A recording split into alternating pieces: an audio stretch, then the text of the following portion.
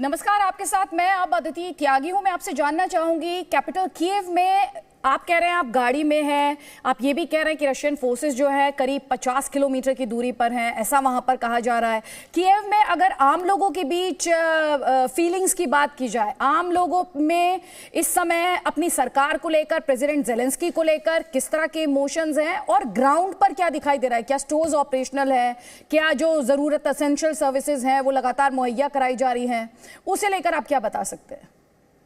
देखिए, प्रेसिडेंट के साथ तो पूरा यूक्रेन है।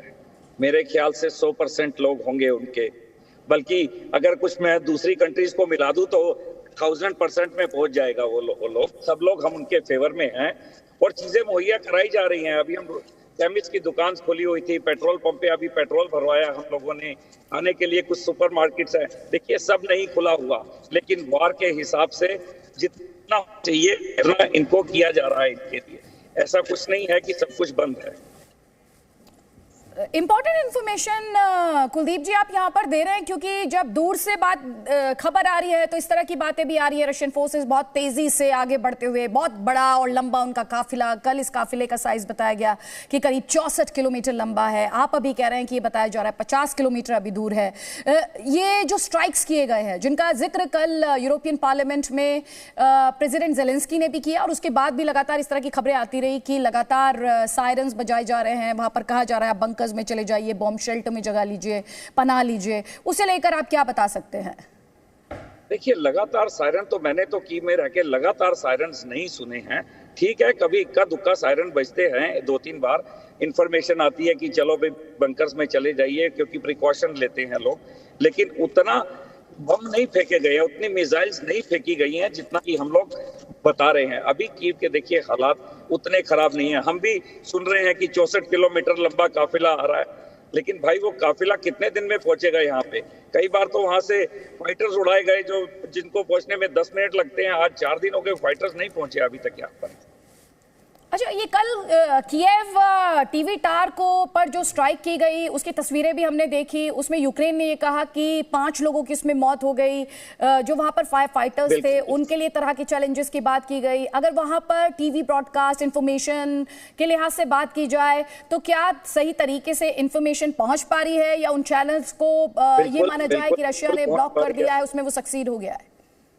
नहीं, बिल्कुल पहुंच पा रही है। सारे चैनल्स हम देख रहे हैं। कुछ अगर चैनल्स नहीं आए थे वो हम इंटरनेट के थ्रू ऑन करके देख रहे हैं। चैनल सारे हमारे पास आ रहे हैं और हमको देख पा रहे हैं।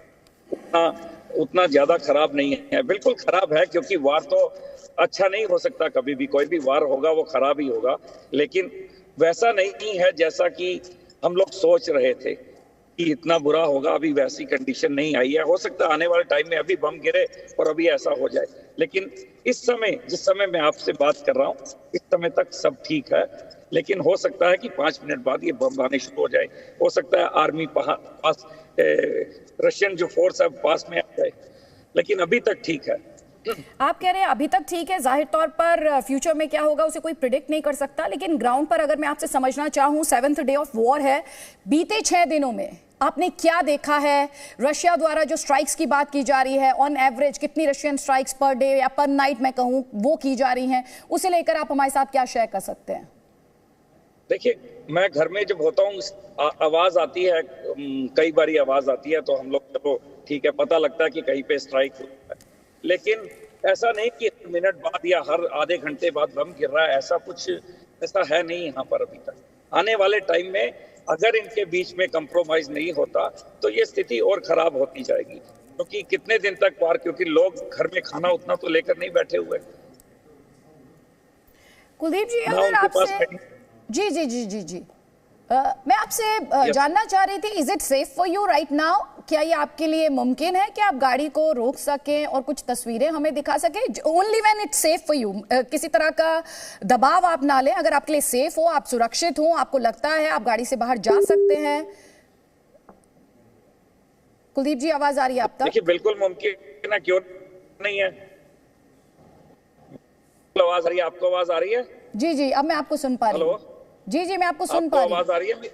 अब देखिए, ये मैंने अभी कैमरा ऑन कर दिया। देखिए, ये हम जा रहे हैं सड़क पे। ये देखिए, ये गाड़ियों को रोक के कुछ को चेक किया जा रहा है। कुछ लोग अभी देखिए यहाँ पे आपको कोई भी चेक पोस्ट नहीं लगा, क्योंकि यहाँ का एक हाईवे से कनेक्ट हो रही है ये आगे जाके, तो यहाँ पे हमारे को चेक पोस्ट नहीं नजर आया। जहां से भी हम कीव में एंटर करते हैं, अभी जाके आगे चल के चेक पोस्ट हमें नजर आएंगे। अब ये देखिए राइट साइड पे मेरे पेट्रोल पंप है, बंद है, क्योंकि सब पेट्रोल पंप हर जगह पे पेट्रोल अवेलेबल नहीं है। कुछ जगह है जहाँ पे पेट्रोल मिल रहा है, तो आज इस पेट्रोल पंप पे मिल रहा है, कल दूसरे पेट्रोल पंप पे मिल रहा है, लेकिन अवेलेबल हो रही है चीज। लाइन में लगना पड़ता है, लेकिन ऐसा नहीं है कि आपको कुछ भी अवेलेबल नहीं हो रहा। वहां पर क्या आप जी जी जी हम कुछ तस्वीरें देख पा रहे हैं। यहाँ से देखने पर तस्वीरों में लगता है डिजर्टेड लुक है स्ट्रीट्स में। आप जो सिक्योरिटी प्रेजेंस है उसमें कितना इजाफा देखते हैं एक नॉर्मल लाइफ इन कीव, और अब जो मौजूदा हालात हैं, जाहिर तौर पर वॉर जोन, लगातार रशिया के स्ट्राइक्स, लेकिन पहले के मुकाबले अगर मैं आपसे कहूँ कंपैरिजन करने के लिए, हमारे दर्शकों को और बेहतर तरीके से समझ आ पाएगा, और आप अपना कैमरा अगर थोड़ा सा और ऊपर की तरफ कर पाएंगे तो उन्हें और ज्यादा क्लैरिटी के साथ तस्वीरें दिखाई दे पाएंगी। आप अगर बता पाए कि कितना बदलाव आप कीव में महसूस कर पा रहे हैं in terms of security presence or otherwise also? देखिए सिक्योरिटी तो यहाँ पे बहुत बढ़ा दी गई है, लेकिन सुना है ऐसा वीरान नहीं होता था। कीव में हमेशा चहल पहल रहती थी। आप देखिए यहाँ पर तो गाड़ियों की लाइनें लगी होती थी, लंबी कतारें, लेकिन आज खाली पड़ी हुई सड़कें। हर थोड़े मतलब 1-2 किलोमीटर पर कम से कम 20 लोग तैनात हैं, जो अपना वेपन्स के साथ तैनात हैं। हर लोग कीव के अंदर, किसी को एंटर करने में इजीली कोई भी एंटर नहीं कर पाएगा कीव के अंदर, और उन लगे कि एक आध दिन में कीव में एंटर किया जा सकता है, तो ये मुझे लगता है कि, मैं वैसे तो सिविलियन हूं, लेकिन मुझे लगता है ये भूल है उन लोगों की। कीव से कितनी संख्या में पलायन हुआ है? देखिए हम आपसे वो बातें शेयर कर, वो उन सवालों के जवाब मांग रहे हैं जो हम लगातार सुन रहे हैं अलग अलग नैरेटिव से, अलग अलग मीडिया हाउसेस के माध्यम से। यहाँ पर एक क्लेम्स एंड काउंटर क्लेम्स के बीच लड़ाई है। यहाँ पर आप कह सकते हैं कि अपने हिसाब से और अपनी कन्वीनियंस के हिसाब से इस नैरेटिव को बिल्ड किया जा रहा है। आपसे मैं जानना चाहती हूँ कि कीव से कितनी बड़ी संख्या में पलायन हुआ है, और जो ये सिविलियंस को कॉम्बैट ट्रेनिंग की बात की जा रही है, ये दावा किया जा रहा है कि बड़ी संख्या में फोर्सेस में जो सिविलियंस हैं वो एनरोल कर रहे हैं, उसे लेकर ग्राउंड पर क्या तस्वीर है? देखिए सिविलियंस को ट्रेन किया जा रहा है। मेरे ख्याल से 20,000 हथियार बांटे गए हैं सिविलियंस को, और भी सिविलियंस जो है लेना चाह रहे हैं, लेकिन हथियार अवेलेबल नहीं है। अभी यूरोप से कुछ हथियार आने वाले हैं, तो और भी सिविलियंस को हथियार दिए जाएंगे जो लड़ना चाह रहे हैं। कुछ देखिए 80,000 लोग बाहर देशों से जो यूक्रेनियन रहते हैं, वो भी वापस आकर अपने देश, अपनी मातृभूमि के लिए लड़ना चाहते हैं। तो आज नहीं तो कल वो भी वापस आएंगे। पोलैंड से या किसी भी अदर बॉर्डर से वो लोग एंटर करेंगे, और उनके लिए वीजा फ्री कर दिया। सपोज उनके पास दूसरा पासपोर्ट है, उनके लिए वीजे की जरूरत नहीं है, वो विदाउट वीजा एंटर कर सकते हैं वो लोग। और पलायन आप कह रहे हैं कि कीव में लोग बाहर से वापस आ रहे हैं, जस्ट फॉर क्लैरिटी? नहीं, पलायन बहुत बड़ी संख्या में हुआ है। उसमें देखिए हम लोग कुछ फॉरेनर्स भी हैं, यूक्रेनियन भी हैं, जो लोग ऐसे कर रहे हैं कि अपनी फैमिली को थोड़ा वेस्ट में छोड़ के आ रहे हैं, या कुछ बाहर गए हैं। देखिए हर तरह के लोग होते हैं। आपको किसी भी एक देश में पर्टिकुलर सारे फर्क तो नहीं मिलेंगे। कोई 5-10% या डर लगेगा, या जो फैमिली से ज्यादा प्यार करते हैं कि नहीं भाई मैं घर में नहीं पढ़ूंगा, तो ये वो सिस्टम है। यहाँ पे पलायन हुआ, देखिए 35-40 मिलियन लोग हैं। 1 बिलियन लोग भी अगर पलायन करते तो अभी मिलियन लोग हैं यहाँ पर, और जो हर आदमी लड़ने को तैयार। की में 3 मिलियन की पॉपुलेशन 3 से ऊपर कर गए, 2 लाख 3 लाख पलायन, लेकिन 2.5 मिलियन तो यहाँ अभी है, और वो 2.5 मिलियन तो नहीं भाग जाएंगे सब। प्रेसिडेंट ज़ेलेंस्की को लेकर अभी थोड़ी देर पहले भी मैंने आपसे ये सवाल पूछा था। जिस तरह की लीडरशिप उनकी रही है, जिस तरह के स्टेटमेंट्स जिस तरह उन्होंने इंटरनेशनल सपोर्ट मोबिलाइज करने की कोशिश की है, वो लगातार ये दिखाने की कोशिश कर रहे हैं कि वो डरे नहीं हैं। उन्होंने ये भी कहा रशिया के वो टारगेट नंबर 1 है। वहां पर जो सिक्योरिटी फोर्सेस हैं उनका कितना भरोसा उनके पास है? क्योंकि बहुत सारी थियरीज हैं। व्लादिमीर पुतिन ने जो सिक्योरिटी फोर्सेस थे उन्हें भी उकसाने की कोशिश की, ये कहा कि आप कंट्रोल अपने हाथ में ले लीजिए और पॉलिटिकल लीडरशिप को साइडलाइन कर दीजिए। बिल्कुल ठीक कहा। लेकिन एक बात सुनिए, इनके पास मेरे ख्याल से जब ये जीते थे तो 74% था, लेकिन आज इनकी रेटिंग 90 समथिंग % है। तो मतलब अगर इन पे विश्वास है तो रेटिंग बढ़ रही है, और इनके विश्वास है तभी लोग सड़कों पर आए हुए हैं। वो बोलते हैं हमारे प्रेसिडेंट के साथ खड़े हैं हम, उनको मारने से पहले, उन तक जाने से पहले हमें क्रॉस करना होगा। देखिए, हर आदमी जो है लड़ाका, हर आदमी जो पहले यहाँ पर था, 2 साल के आपको जाना पड़ता था आर्मी में, 2 साल तक आपको आर्मी ज्वाइन करनी पड़ती थी। जब आप कुलदीप जी, आप मुझे सुन पा रहे हैं? आता है, यहाँ के 70% लोगों को लड़ना आता है और लड़ने के लिए तैयार हैं, क्योंकि हर आदमी फौज से निकला हुआ है। 2 साल फौज में बिताए हैं उन लोगों ने। अभी मैं मिला था रास्ते में कुछ लोगों से, पेट्रोल बम्स उनके हाथ में थे और उनकी एज थी 70 के करीब। उन्होंने पूछा ये पेट्रोल बम क्या करेंगे टैंक के लिए, तो उन्होंने जवाब दिया था कि अपने को तो पेट्रोल बम भी नहीं चाहिए, हम हाथों से निपटेंगे के साथ। तो जज्बा देखिए, हाथों से निपटा जाएगा या नहीं, लेकिन जज्बा देखिए उन लोगों का। आप जज्बे की बात कर रहे हैं, आप जज्बे की बात कर रहे हैं। पेट्रोल बम को लेकर लगातार इसे लेकर रिपोर्ट्स फाइल हुए हैं कि किस तरह सिविलियंस को ट्रेन भी किया जा रहा है, कॉम्बैट ट्रेनिंग भी दी जा रही है, और सिविलियंस ने आकर टैंक्स का रास्ता रोका है, रशियन टैंक्स के सामने एक रेजिस्टेंस पुट अप करने की कोशिश की है। जी कुलदीप जी, आप कुछ कहना चाह रहे हैं, बोले। मैं कहता थोड़ा सा, अब सारी जितनी भी दुनिया में जितने भी देश है, सबसे आग्रह करना चाहिए। यूक्रेन के लोग बैठते हैं उनके साथ, क्योंकि मेरी वाइफ भी यूक्रेनियन है। सबको आकर एक संधि करानी चाहिए, युद्ध पे लगे। ये युद्ध अगर ज्यादा बढ़ेगा तो ये किसी भी देश के लिए अच्छा तो नहीं होगा। तो अपने मोदी जी को भी देखिए, डिप्लोमेसी चलती रहती है, लेकिन किसी भी एक छोटा सा देश है यूक्रेन, वो दिए और तूफान वाली लड़ाई चल रही है इस समय। तो दिए के साथ कुछ तो आना पड़ेगा, कुछ लोगों तो उसकी मदद करनी पड़ेगी। और हिंदुस्तान तो इतना बड़ा देश है, हमारे यहाँ से 20,000 फ्रेंड्स गए हैं, मेरे ख्याल से वापस गए हैं। पूरी इन लोगों ने मदद की है, पूरी इन लोगों ने ट्रेन स्पेशल चलाई है। हमारे को भी थोड़ा सा तो दरिया दिली दिखानी होगी ना भाई। हमसे वो पूछते हैं कि आप हमारे साथ हो या नहीं। भाई मैं तो अपनी तरफ से बिल्कुल साथ हूं। जब देश की बात आती है, कई जगह ऐसे बोलते हैं यार आप लोगों ने तो रशिया का साथ दिया, तो थोड़ी सी शर्मिंदगी महसूस होती है पर हम लोगों को।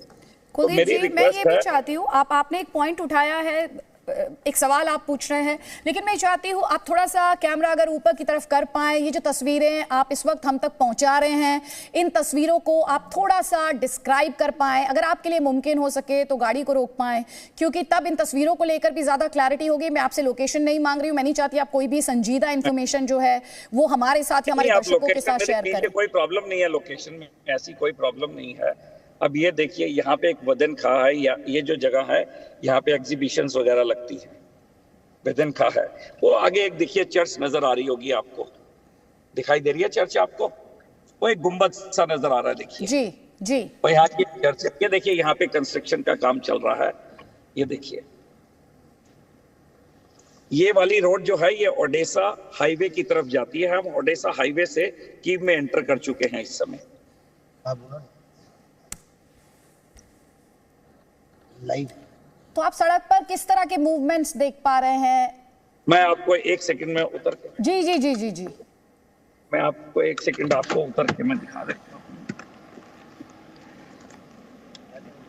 ये देखिए, ये देख रहे हैं मूवमेंट्स, गाड़ियां अभी चल रही हैं। देखो ठीक है 2% या 3% है, लेकिन गाड़ियां चल रही हैं।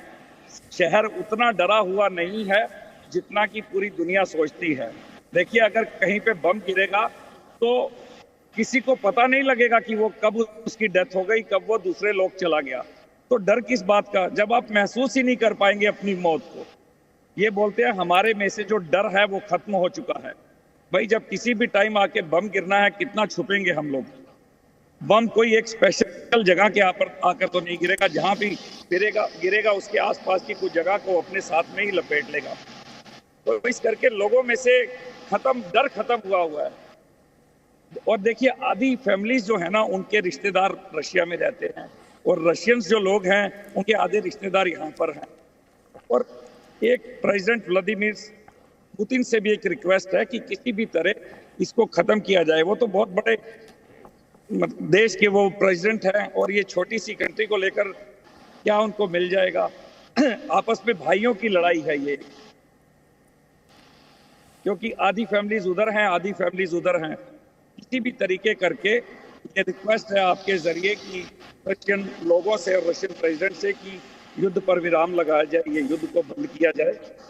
कोई भी ऐसे लोग नहीं है यहाँ पर जो रूस का बुरा चाहते हों, लेकिन अगर यूक्रेन का कोई बुरा चाहेगा तो उसके सामने तो सबको आना ही पड़ेगा।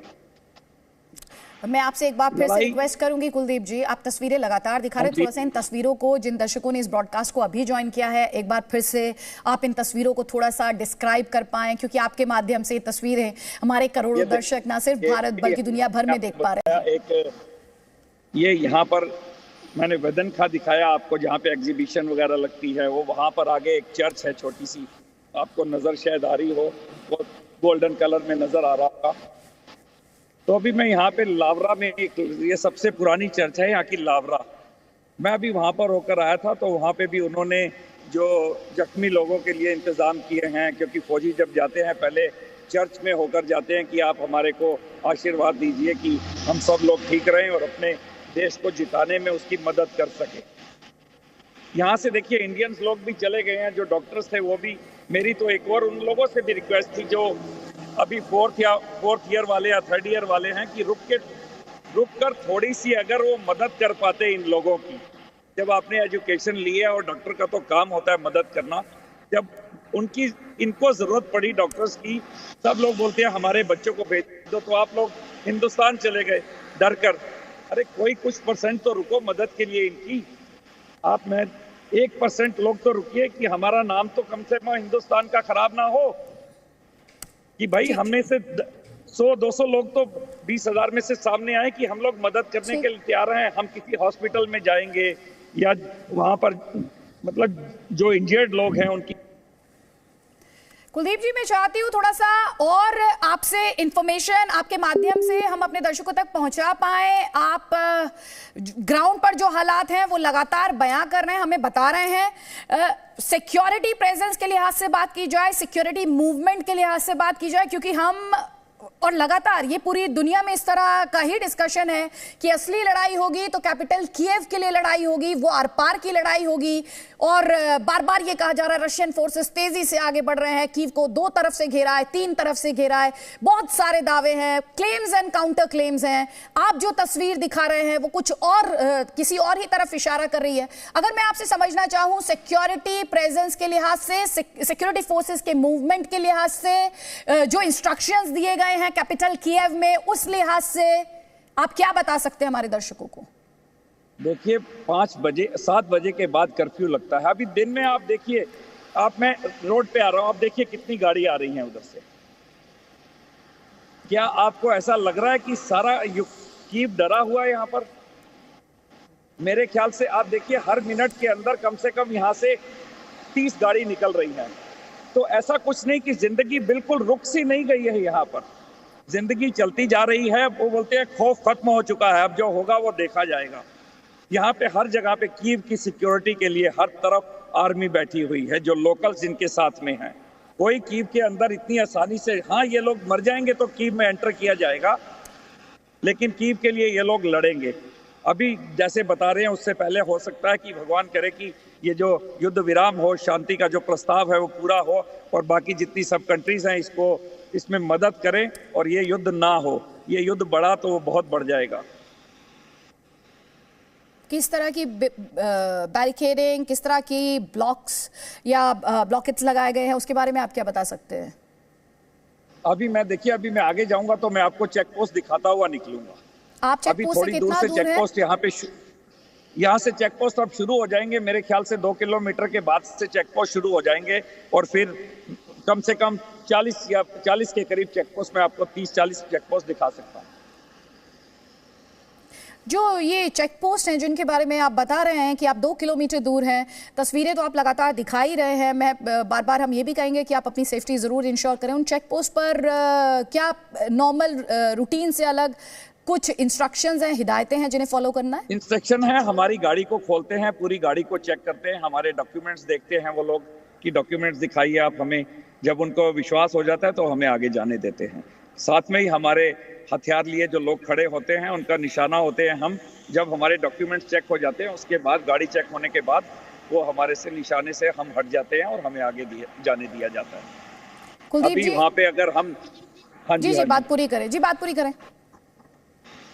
अभी मैं जब आप जाऊंगा तो आप देखिएगा, अभी हम थोड़ी देर पहले मैं यहाँ पे हेल्थ मिनिस्ट्री में गया था, तो वहां पर हमारे को 15 मिनट लगे थे उस चेक पोस्ट को पार करने में। पहले अंदर इंफॉर्मेशन भेजी गई और हमें ऐसे लगा शायद बहुत बड़ा क्राइम करके हम लोग आए हैं, और वहां पे खड़े रहे और उन्होंने हमारे ऊपर अपनी मशीन गन तान के रखी हुई थी।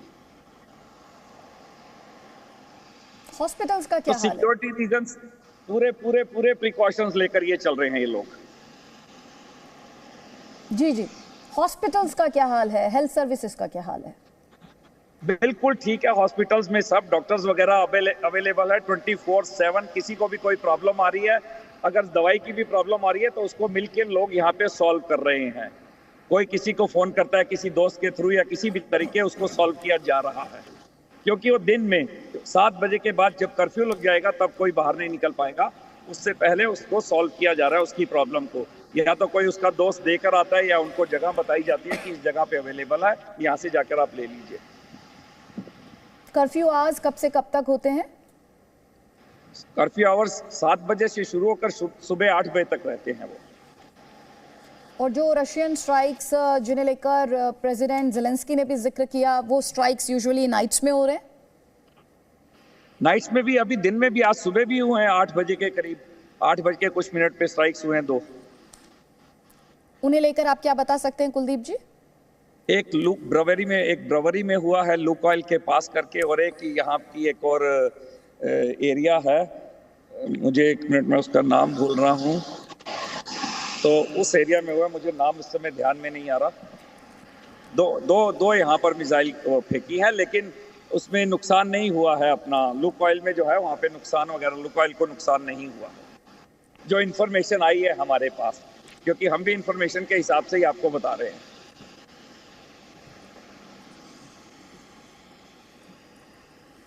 और क्या इंफॉर्मेशन आप यहाँ पर साझा करना चाहेंगे सिक्योरिटी के लिहाज से? और साथ ही आप कह रहे हैं आप चेक पॉइंट से अभी 2 किलोमीटर दूर है, हाँ जी। तो चेक पॉइंट्स पर भी क्या जो रशियन फोर्सेस हैं उन्हें लेकर वहां पर हलचल है? बिल्कुल उनको लेकर बिल्कुल ये लोग बिल्कुल अलर्ट है, बिल्कुल कि किसी भी टाइम आ सकती हैं। लेकिन देखिए, कीव पर कोई आप उड़ के तो आ नहीं जाएंगे, आपको आना तो बाई रोड ही है ना। या तो आप फाइटर्स भेजेंगे जो आपको कवर करेंगे, आना तो, लेकिन कीव से पहले कीव के आसपास जो एरिया है वहां तक आपको पहुंचना होगा, उसके 20-25 किलोमीटर। अभी वहां से इंफॉर्मेशन नहीं है ऐसी कोई भी कि 20 किलोमीटर या 10 किलोमीटर पे लड़ाई शुरू हो गई है और उनकी फोर्स आ गई है, कोई ऐसा कुछ है नहीं। और लोग क्या शेल्टर्स में, बॉम्ब शेल्टर्स में, बंकर्स में रहने के लिए मजबूर हैं इस वक्त? देखिए जी, प्रिकॉशंस ले रहे हैं जो लोग अपना 20वीं या 15वीं फ्लोर पे रहते हैं, कि उनको प्रिकॉशंस लेना पड़ रहा है कि सपोज करो बम अगर यहाँ पर आकर गिर जाता है तो अपनी मल्टी स्टोरीज में रहने वाले शेल्टर ले रहे हैं नीचे जाकर। कुलदीप जी, आप गाड़ी में अब आगे ड्राइव कर सकते हैं और तस्वीरें भी हमें दिखा सकते हैं, और साथ ही उन तस्वीरों से जुड़ी हुई जो और जानकारी है वो भी बता सकते हैं। जी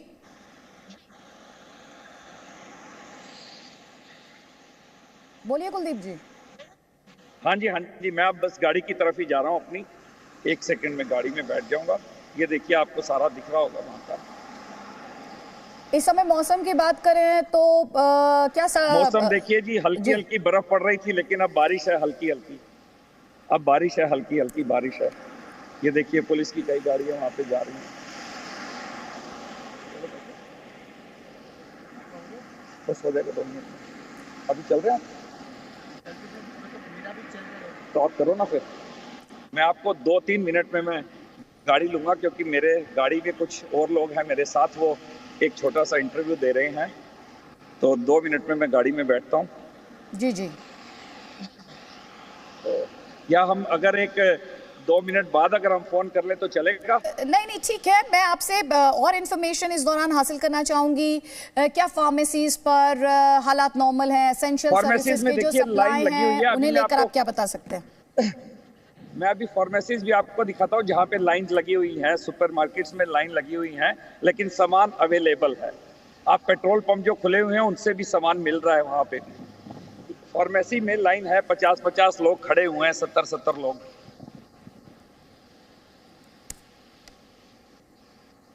तो आप कह रहे हैं जितनी भी एसेंशियल सर्विसेज की सप्लाई है वो नॉर्मल है?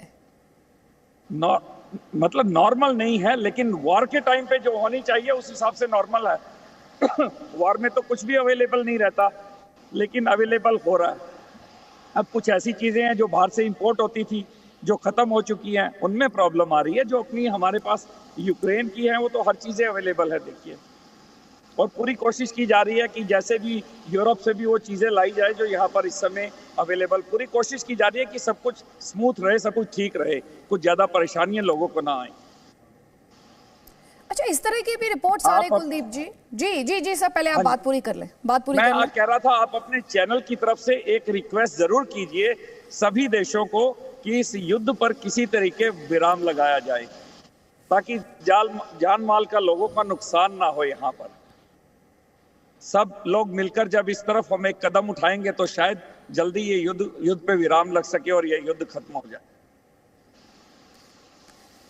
कुलदीप जी, इसीलिए हम आपको अपने इस ब्रॉडकास्ट में लेकर आए ताकि कीव को लेकर, कैपिटल कीव को लेकर जो तरह तरह की रिपोर्ट्स और दावे, क्लेम्स एंड काउंटर क्लेम्स किए जा रहे हैं, उनकी हकीकत हम अपने दर्शकों को दिखा सकें। और जैसा कि आपने कहा, युद्ध किसी भी समस्या का समाधान नहीं हो सकता, तो भारत का तो स्टैंड ही ये रहा है कि शांति से मिल बैठकर इस पूरी जो संकट है इसे सुलझाया जाए। आपसे मैं ये जानना चाह रही थी कि जिन स्ट्राइक्स का जिक्र प्रेसिडेंट ज़ेलेंस्की ने भी किया और आपने कहा कि आज सुबह भी स्ट्राइक्स किए गए, उसके बाद वहां पर जो फायर फाइटर्स हैं, जो एसेंशियल सर्विसेज में लगे हुए लोग हैं, उनके लिए कितने चैलेंजेस हैं? और दूसरा सर, ये कहा जा रहा है कि जो लोकल्स हैं वो एक दूसरे की मदद के लिए आगे आ रहे हैं, क्या आपने भी ऐसा देखा है? बिल्कुल ऐसा ही है। लोकल्स आ रहे हैं मदद के लिए आगे और बिल्कुल अलर्ट हैं। जितने भी चेक पोस्ट हैं सब लोग, अभी मैं आपको दिखाऊंगा, देखिएगा कैसे वो अलर्ट है सब लोग। लेकिन उस मतलब जो सुबह जो 2 मिसाइल्स हैं उसके बाद कोई आवाज अभी तक आई नहीं है ऐसी। अभी पता नहीं, बात करते करते सारा पता लगे कोई आसपास गिर गई, लेकिन अभी तक आवाज नहीं आई है जी। वो दो ही आवाजें आई हैं आज सुबह से जो हमारे आसपास जो है, क्योंकि अभी मैंने जाके न्यूज भी नहीं देखी है। अब घर पहुंचने के बाद न्यूज देख पाऊंगा। अदरवाइज यहाँ पे हमने देखिए, जब स्टूडेंट्स यहाँ पर थे, हमारी एम्बेसी, मेरा एक रेस्टोरेंट भी है यहाँ पर, तो हमारी एम्बेसी ने और हमने वहाँ पे फ्री खाना सर्व किया था। जितने भी स्टूडेंट थे सबको, 400 लोगों को तकरीबन हमने फ्री खाना सर्व किया है जितने दिन वो लोग रहे हैं। एम्बेसी ने दबा के मदद की है उन लोगों की। इवन कि लोगों ने, जो बच्चों ने एम्बेसी वालों को गालियाँ भी दी, लेकिन इन चीज़ों को नेग्लेक्ट करते हुए एम्बेसी ने पूरी मदद की उनकी, कि उनको यहाँ से बाहर निकाला जाए जितना वो कर सकते थे इस समय पर। और अभी एम्बेसी ने अपनी फैमिली को भेजा, लेकिन एम्बेसी वाले लोग यहीं पर हैं। यही तो जज्बा है ना कि मुश्किल हालात में भी डटे रहना, अपने देश के नागरिकों की सेवा करना, ये सुनिश्चित करना, यही यहाँ पर बार बार कहा भी जा रहा है सरकार द्वारा कि जब तक एक भी भारतीय वहाँ फंसा है उसे सुरक्षित निकालने की जिम्मेदारी सरकार कहती है, हम उसके लिए प्रतिबद्ध है। कुलदीप जी, आपसे अब ये जानना चाहूंगी, कीव में, कैपिटल कीव में अगर भारतीयों की मौजूदगी की बात की जाए तो कितने भारतीय अब भी कीव में हैं? देखिए, कैपिटल में तो मेरे पास इस समय एक स्टूडेंट है जो मेरे रेस्टोरेंट में बेसमेंट में रुका हुआ है। वो मेरी मतलब रेस्टोरेंट नीचे वाली जगह पे रुका हुआ है, जो बड़ी सेफ है जगह। बाकी मैक्सिमम स्टूडेंट्स कीव से जा चुके हैं, खारकव से नहीं। अपना खारकव, ओडेसा, सुमी उन जगह पर हैं और अपना वेस्ट में है। लेकिन कीव में मेरे ख्याल से स्टूडेंट्स 2-4 ही होंगे जो नहीं जाना चाहते। व्लादिमीर पुतिन और रशिया को लेकर इस समय जो लोकल्स हैं उनमें क्या फीलिंग्स हैं?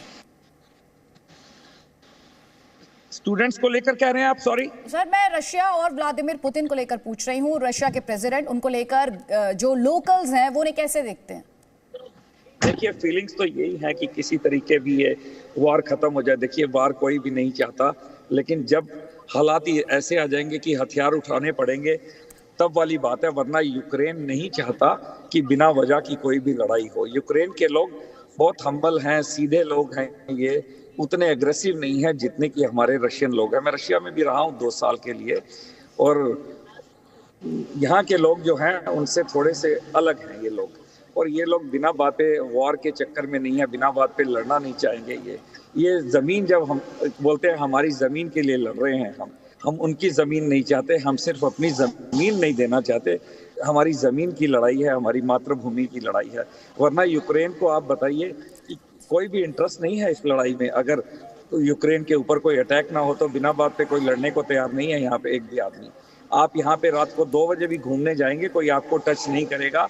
रात को अकेली लड़की यहाँ पे घूमती रहे, कोई पूछने वाला नहीं है उसको कि कोई उसको तंग करे, ऐसा कभी नहीं है। मैं देखिए 26 साल से यहाँ पर हूँ, आज तक ऐसा नहीं हुआ किसी यूक्रेनियन से मेरा झगड़ा हुआ हो।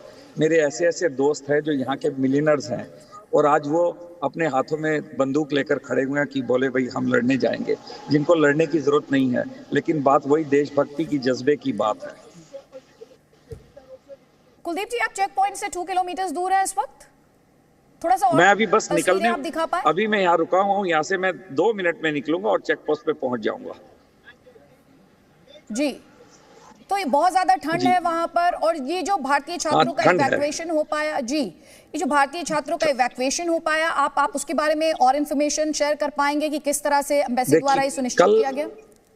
हाँ, कल मेरे ख्याल से कल लास्ट जो थे ना, मेरे ख्याल से 150 स्टूडेंट्स थे जो यूक्रेन कीव में थे, यूक्रेन में नहीं कीव में। वो कल लोग यहाँ से चले गए हैं, और लिवो कुछ लिवीव पहुंच गए हैं, कुछ पहुंच रोमानिया बॉर्डर पे, कुछ अपना पोलैंड बॉर्डर पे हैं। तो यहाँ से लोग निकल चुके हैं, स्टूडेंट लोग निकल चुके हैं, बिजनेसमैन भी कुछ लोग जा चुके हैं यहाँ से। मतलब वैसे तो मुझे लगता है शायद 90% यहाँ से जा चुके हों, जो नौकरी पेशा थे या बिजनेस वाले लोग थे। 90% चले गए होंगे यहाँ से, क्योंकि पहले फैमिलीज को भेजा, जब उन्हें लगा कि नहीं हमें भी निकल जाना चाहिए तो वो लोग चले गए हैं। ट्रांसपोर्ट के लिहाज से सर्विसेज ऑपरेशनल है? अगर आपसे जानना चाहूँ, ट्रेन चल रही हैं, बसेस को लेकर क्या हाल है? ट्रांसपोर्ट में कम, आप मुश्किल है, ट्रांसपोर्ट में मुश्किल हो रही है थोड़ी सी। अगर आपके पास अपनी कन्वेंस है, बेटर है। कुछ मेट्रो कुछ काम कर रही हैं, टैक्सी मिलना बहुत मुश्किल है इस समय, टैक्सी मिलना बहुत मुश्किल हुआ पड़ा है। और जो बसेस वगैरह बहुत कम चल रही है, मेरे ख्याल से 1 या 2% चल रही हैं। मेट्रो भी सारी काम नहीं कर रही हैं, क्योंकि कुछ में तो लोग शेल्टर लिया हुआ है, कुछ मेट्रोज में यहाँ पर। और हाँ, उसमें ट्रांसपोर्टेशन में प्रॉब्लम आ रही है। अगर आप यहाँ से पैसे लोग ज़्यादा मांग रहे हैं कि भाई आपको, जो पहले अगर 10 रुपए की चीज़ होती थी, ट्रांसपोर्टेशन के लिहाज से कह रहा हूँ, खाने पीने के नहीं, तो आप उसके 100 रुपए भी चार्ज कर रहे हैं वो लोग। क्योंकि वो कहते हैं कि भाई हम चार्ज इसलिए कर रहे हैं क्योंकि रिस्क है सड़क पे आना। ठीक, वो भी अपनी जगह ठीक है। आप इस वक्त ग्राउंड पर मौजूद हैं कुलदीप जी, अगर आप फ्रंट कैमरा ऑन कर पाएं और आप और डिटेल में बता पाएं कैपिटल कीव में इस वक्त मौजूदा हालात के लिहाज से बात करें तो, और आप क्या शेयर कर सकते हैं? हमने आपसे जानने की कोशिश की हेल्थ सर्विसेज के बारे में, ट्रांसपोर्ट सर्विसेज के बारे में, और कोई ऐसी बात जो आप हाईलाइट करना चाहते हो? हाईलाइट देखिए, ऐसा कुछ मतलब खास ऐसा नहीं है जो कि मैं हाईलाइट करूं। सारी बातें मैं आप लोगों को बता चुका हूं। बस ये कि थोड़ा सा जितने भी अभी स्टूडेंट्स रह गए हैं यहाँ पर, आज भी अभी मुझे थोड़ी देर पहले स्टूडेंट्स का कुछ खारकर से फोन आया था, वो लोग रेलवे स्टेशन पे पहुंच चुके हैं और किसी भी टाइम वो लोग निकल जाएंगे। लेकिन क्या है कि आपका घर से जो आप शेल्टर जहाँ पे लिया हुआ है, वहां से रेलवे स्टेशन जाने, क्योंकि फायरिंग इतनी हो रही थी वहां पर कि नहीं जाया जा सकता था, तो उसके लिए लोग परेशान होते हैं, माँ बाप भी परेशान होते हैं, उनका परेशान होना भी जायज है। लेकिन उस समय ना निकलना ही उनका ठीक है, तो वो निकलेंगे तो किसी भी गोली का शिकार हो सकते हैं। जब फायरिंग नहीं हो रही उस तक वो घर से निकलकर, अगर कुछ समय के लिए शांति होती है, वो रेलवे स्टेशन पे जा सकते हैं। उनको ज्यादा सा मतलब दबाव ना डाला जाए बच्चों पे कि निकलो निकलो निकलो, क्योंकि उस केस में वो उनको जान का नुकसान भी हो सकता है। जैसे अभी आपने देखा सुबह एक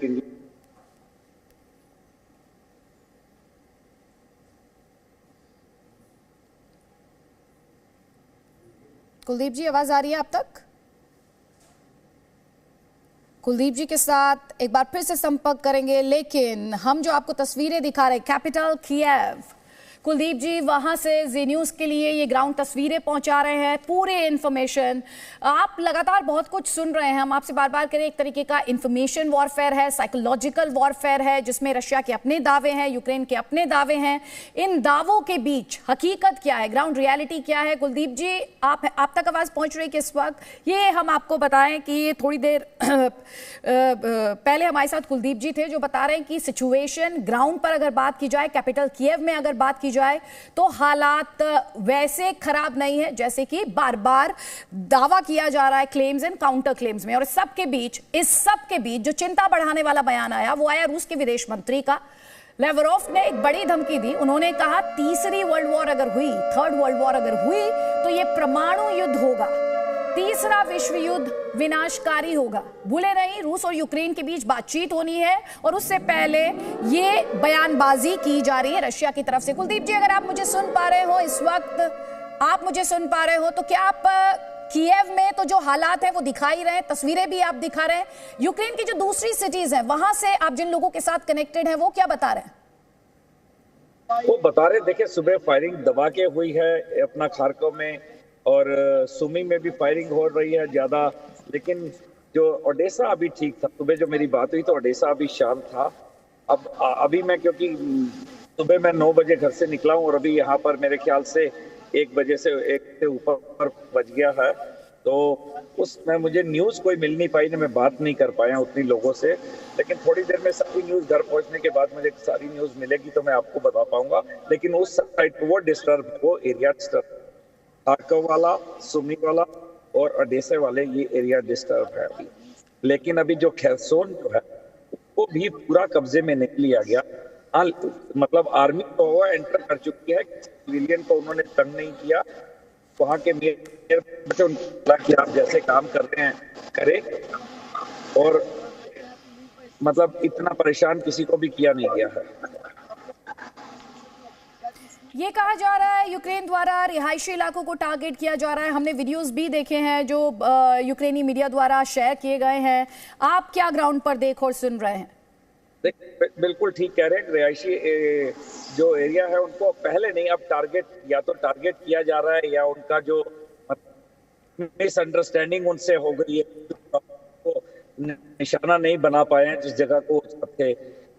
लेकिन हाँ, कुछ ऐसा हुआ है जहाँ पे कि रशियन लोगों ने सिविलियंस को टारगेट किया है, मतलब उनके ऊपर उनकी बम्स गिरे हैं।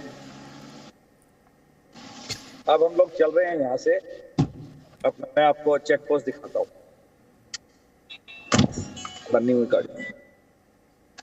1 सेकंड में बेल्ट। हेलो, हाँ।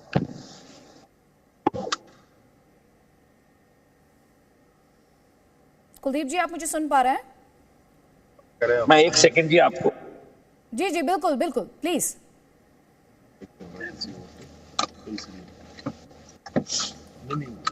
किसी और का चल रहा है। हाँ जी बस मैं आपको मेरे 2-3 मिनट एक्सपोर्ट्स पे।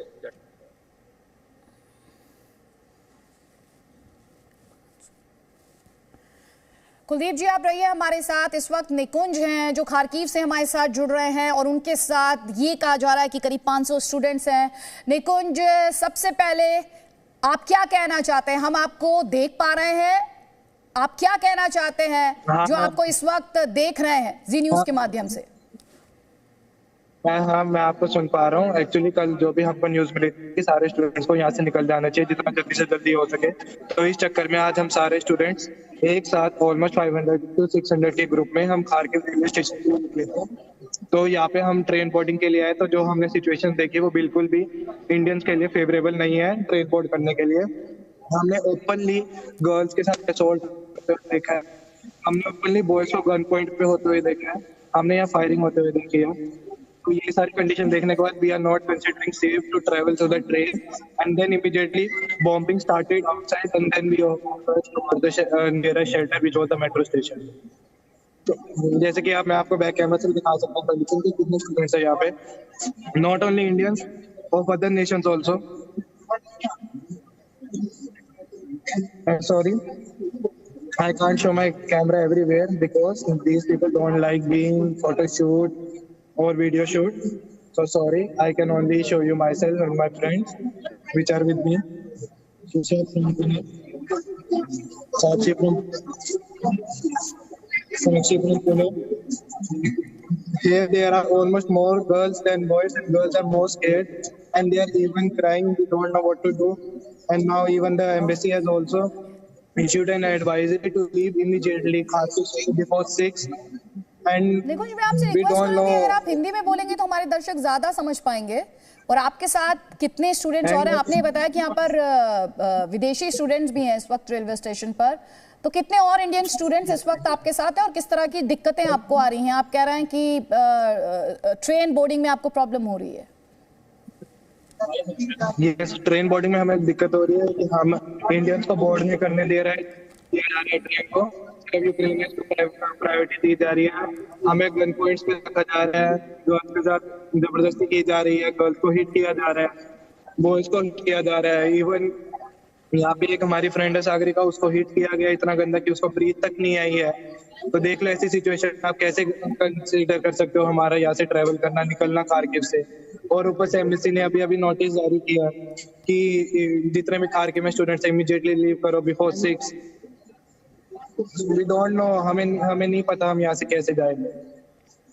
अभी हम बंकर्स में हैं, होपिंग कि नेक्स्ट ट्रेन हम बोर्ड कर पाए without any difficulty, but let's see what happens. बाकी we are planning for buses to go to the nearby cities where it's safe, which the embassy has recommended to go. But I don't think that traveling through with the bus will also be considered as safe. But we don't have any choice. तो ये आपको train board क्यों नहीं करने दी जा रही है? कोई रीजन दिया जा रहा है, कोई बात कही जा रही है, क्या वजह है, क्यों हो रही है ये दिक्कत? Just one word, racism. जी? Nothing else. Racism, nothing else. भेदभाव। तो क्या कुछ खास नेशनैलिटी के लोग हैं जिन्हें तरजीह दी जा रही है लोकल्स के अलावा? Only locals. They are preferring only locals to travel through these trains. Though some Indians are going, but the recent train which जो भी अभी ट्रेन गई है recent, जो हमने उसमें लोकल्स की कंडीशन देखी है, उसके बाद Indians girls are not even agreeing to put their step into the buggies of the train, क्योंकि अंदर assault हो रहा है open assault हो रहा है open. I am clearing in my words.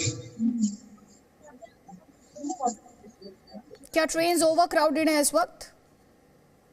Overcrowded नहीं है, यहाँ की कोई ट्रेन ओवरक्राउडेड नहीं है, लेकिन सेफ बिल्कुल भी नहीं है।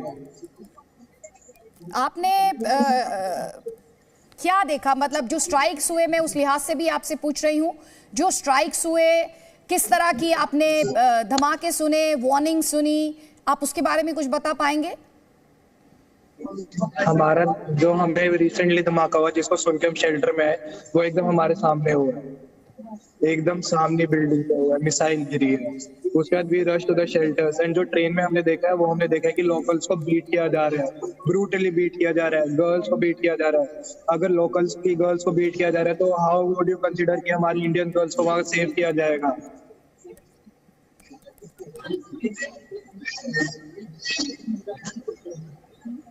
और इस बीच बड़ी खबर भी आ रही है लगातार, खार्किव में बड़े धमाके की ये खबर है। खार्किव जहां लगातार रशियन फोर्सेस के जो असॉल्ट है वो तेज हुए हैं और कई जगह बहुत क्लोज फाइट हो रही है। खार्किव को लेकर कई तरह के दावे किए जा रहे हैं, क्लेम्स एंड काउंटर क्लेम्स हैं, और बड़ा धमाका खार्किव में सुना गया है।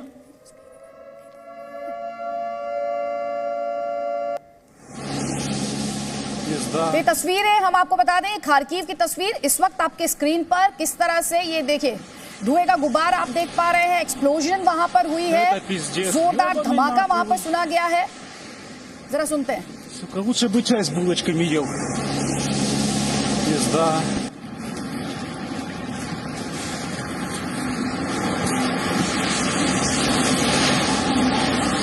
Это пиздец. Ёбаный нахуй. Сука, лучше бы чай с булочками ел. Пизда. तो खार्किव से लगातार डिस्ट्रक्शन की तस्वीरें आई हैं, विनाश की तस्वीरें आई हैं। यूक्रेन ने कई सिविलियंस की मौत का वहां पर दावा किया है। लगातार कल भी कहा गया कि रिहायशी इलाकों को निशाना बनाया गया, वो तस्वीरें भी आई। जो एक रिहायशी बिल्डिंग की तस्वीर थी जिसमें सीसीटीवी फुटेज के माध्यम से दिखाया गया कैसे एक के बाद एक धमाके हुए। और एक बार फिर से खार्किव की तस्वीर हम आपको दिखा रहे हैं। सिटी काउंसिल बिल्डिंग को किस तरह नुकसान हुआ, मलबे में लोगों की बात कही गई।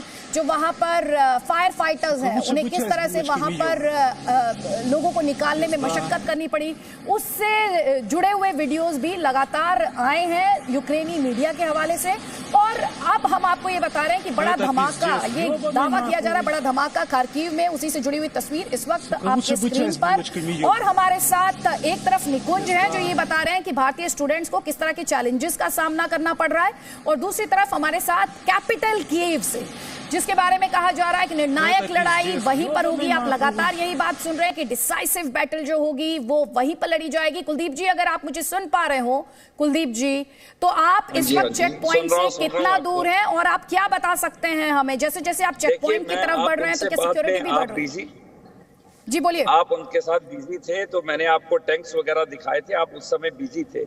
अभी दूसरी चेक पोस्ट पे मैं आने वाला हूँ, मेरे ख्याल से। और सर हम बिजी नहीं थे, हम इंडियन स्टूडेंट की तकलीफ थी, इंडियन स्टूडेंट्स को जिन दिक्कतों का सामना करना पड़ रहा है सर, वो हम अपने दर्शकों तक पहुंचा रहे थे सर। कुलदीप जी बताएं। बात ये है, देखिए मैं उनकी बात भी सुन रहा था। देखिए जब आप जाते हैं स्टेशन पे तो धक्का मुक्की हो रही है वहां पे, जहाँ पे हर आदमी अपनी जान बचाना चाहेगा तो धक्का मुक्की होगी, जरूर होगी। वहां पे एक हरदीप जी हैं, हरदीप जी से बात करिए। अगर कोई प्रॉब्लम आती है तो हरदीप जी से बात करें, हरदीप जी इनकी मदद कर रहेंगे, वो सब स्टूडेंट्स की मदद कर रहे हैं वहां पे खारकोव से। तो अगर आपको लगता है निकुंज जी कोई प्रॉब्लम आ रही है, हरदीप जी हैं वहां पर, उनसे बात कीजिए। वो सब स्टूडेंट्स की मदद कर रहे हैं, आपकी भी मदद करेंगे। अगर आप खारकोव में हैं तो आप उनको जानते होंगे, तो मेरी आपसे रिक्वेस्ट है कि आप उनसे बात कीजिए। वो आपको बिल्कुल सही सजेशन देंगे किस समय निकलना है और कैसे निकलना है। जी टीवी माध्यम से आप बता दें इनको कि वहां पर हरदीप जी हैं जो इनकी मदद करेंगे। हरदीप जी से फोन पे बात करें ये लोग। हाँ जी सर, हमें पता है कि Hardeep sir all the agent which are here वो आपने फुल एफर्ट डाल रहे हैं हम बच्चों की सेफली इवैक्यूएशन के लिए। बट सर जो यहाँ पे कंडीशन है उस हिसाब से बड़ा मुश्किल लग रहा है यहाँ से निकलना। देखिए निकलना तो निकलने की कोशिश भी मत कीजिए। जब फायरिंग होगी तो निकलने की कोशिश भी मत कीजिए। जहां पर है वहां पर बैठिए, अपनी जान का रिस्क मत लीजिए। आपकी फैमिली आपका इंतजार कर रही है घर पर। तो इस करके ये जरा ध्यान से वो कीजिए, जो स्टेप आपने लेना है सोच समझ के लें। अगर इतनी फायरिंग हो रही है तो बिल्कुल अंदर बैठे रहिए जहां पर आप हैं। ये देखिए। Yes sir, we are in the centre. मैं आपको अब यहाँ पे जो चेक पोस्ट है वो दिखाने वाला हूँ आपको 15-20 सेकंड में। आप मेरी बात सुन पा रही हैं? जी कुलदीप जी, मैं आपकी बात सुन पा रही हूँ, मैं आपकी बात सुन पा रही हूँ। 15 सेकंड के अंदर आपको चेक पोस्ट दिखने शुरू हो जाएंगे यहाँ से ही। जी, और लगातार शायद वहाँ पर मौसम जो है वो खराब है। थोड़ी देर पहले आपने सड़कें दिखाई थी, बारिश की बात कही थी। सुबह बर्फ थी, अब हल्की हल्की बारिश है, थोड़ी सी ठंड है यहाँ पर। बाकी इंडियंस के लिए तो ठंड जो है वो बहुत ज्यादा है, लेकिन हमारे लिए वो ठीक। ये देखिए ये चेक पोस्ट आ गया जहाँ पे हम लोग, ये यहाँ का दूसरा चेक पोस्ट है, क्योंकि मैं अपने घर की तरफ जा रहा हूँ तो उसमें ये देखिए एक चेक पोस्ट है यहाँ पे।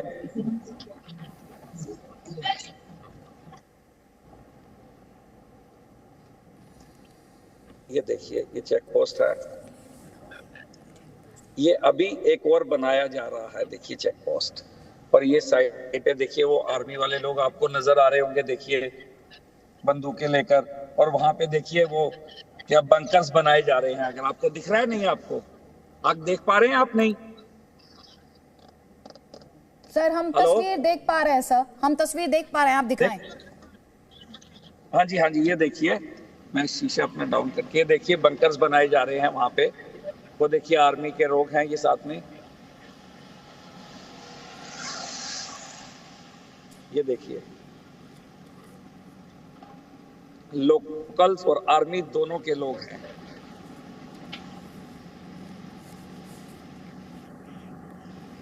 तो खराब मौसम में भी काम लगातार जारी है, आप ये तस्वीरें दिखा रहे हैं कुलदीप जी। काम लगातार, बिल्कुल काम लगातार जारी है। ये देखिए, और ये सड़क पे देखिए कि अगर कोई भी गाड़ी निकलती है तो उसके टायर जो हैं बस्ट हो जाएंगे।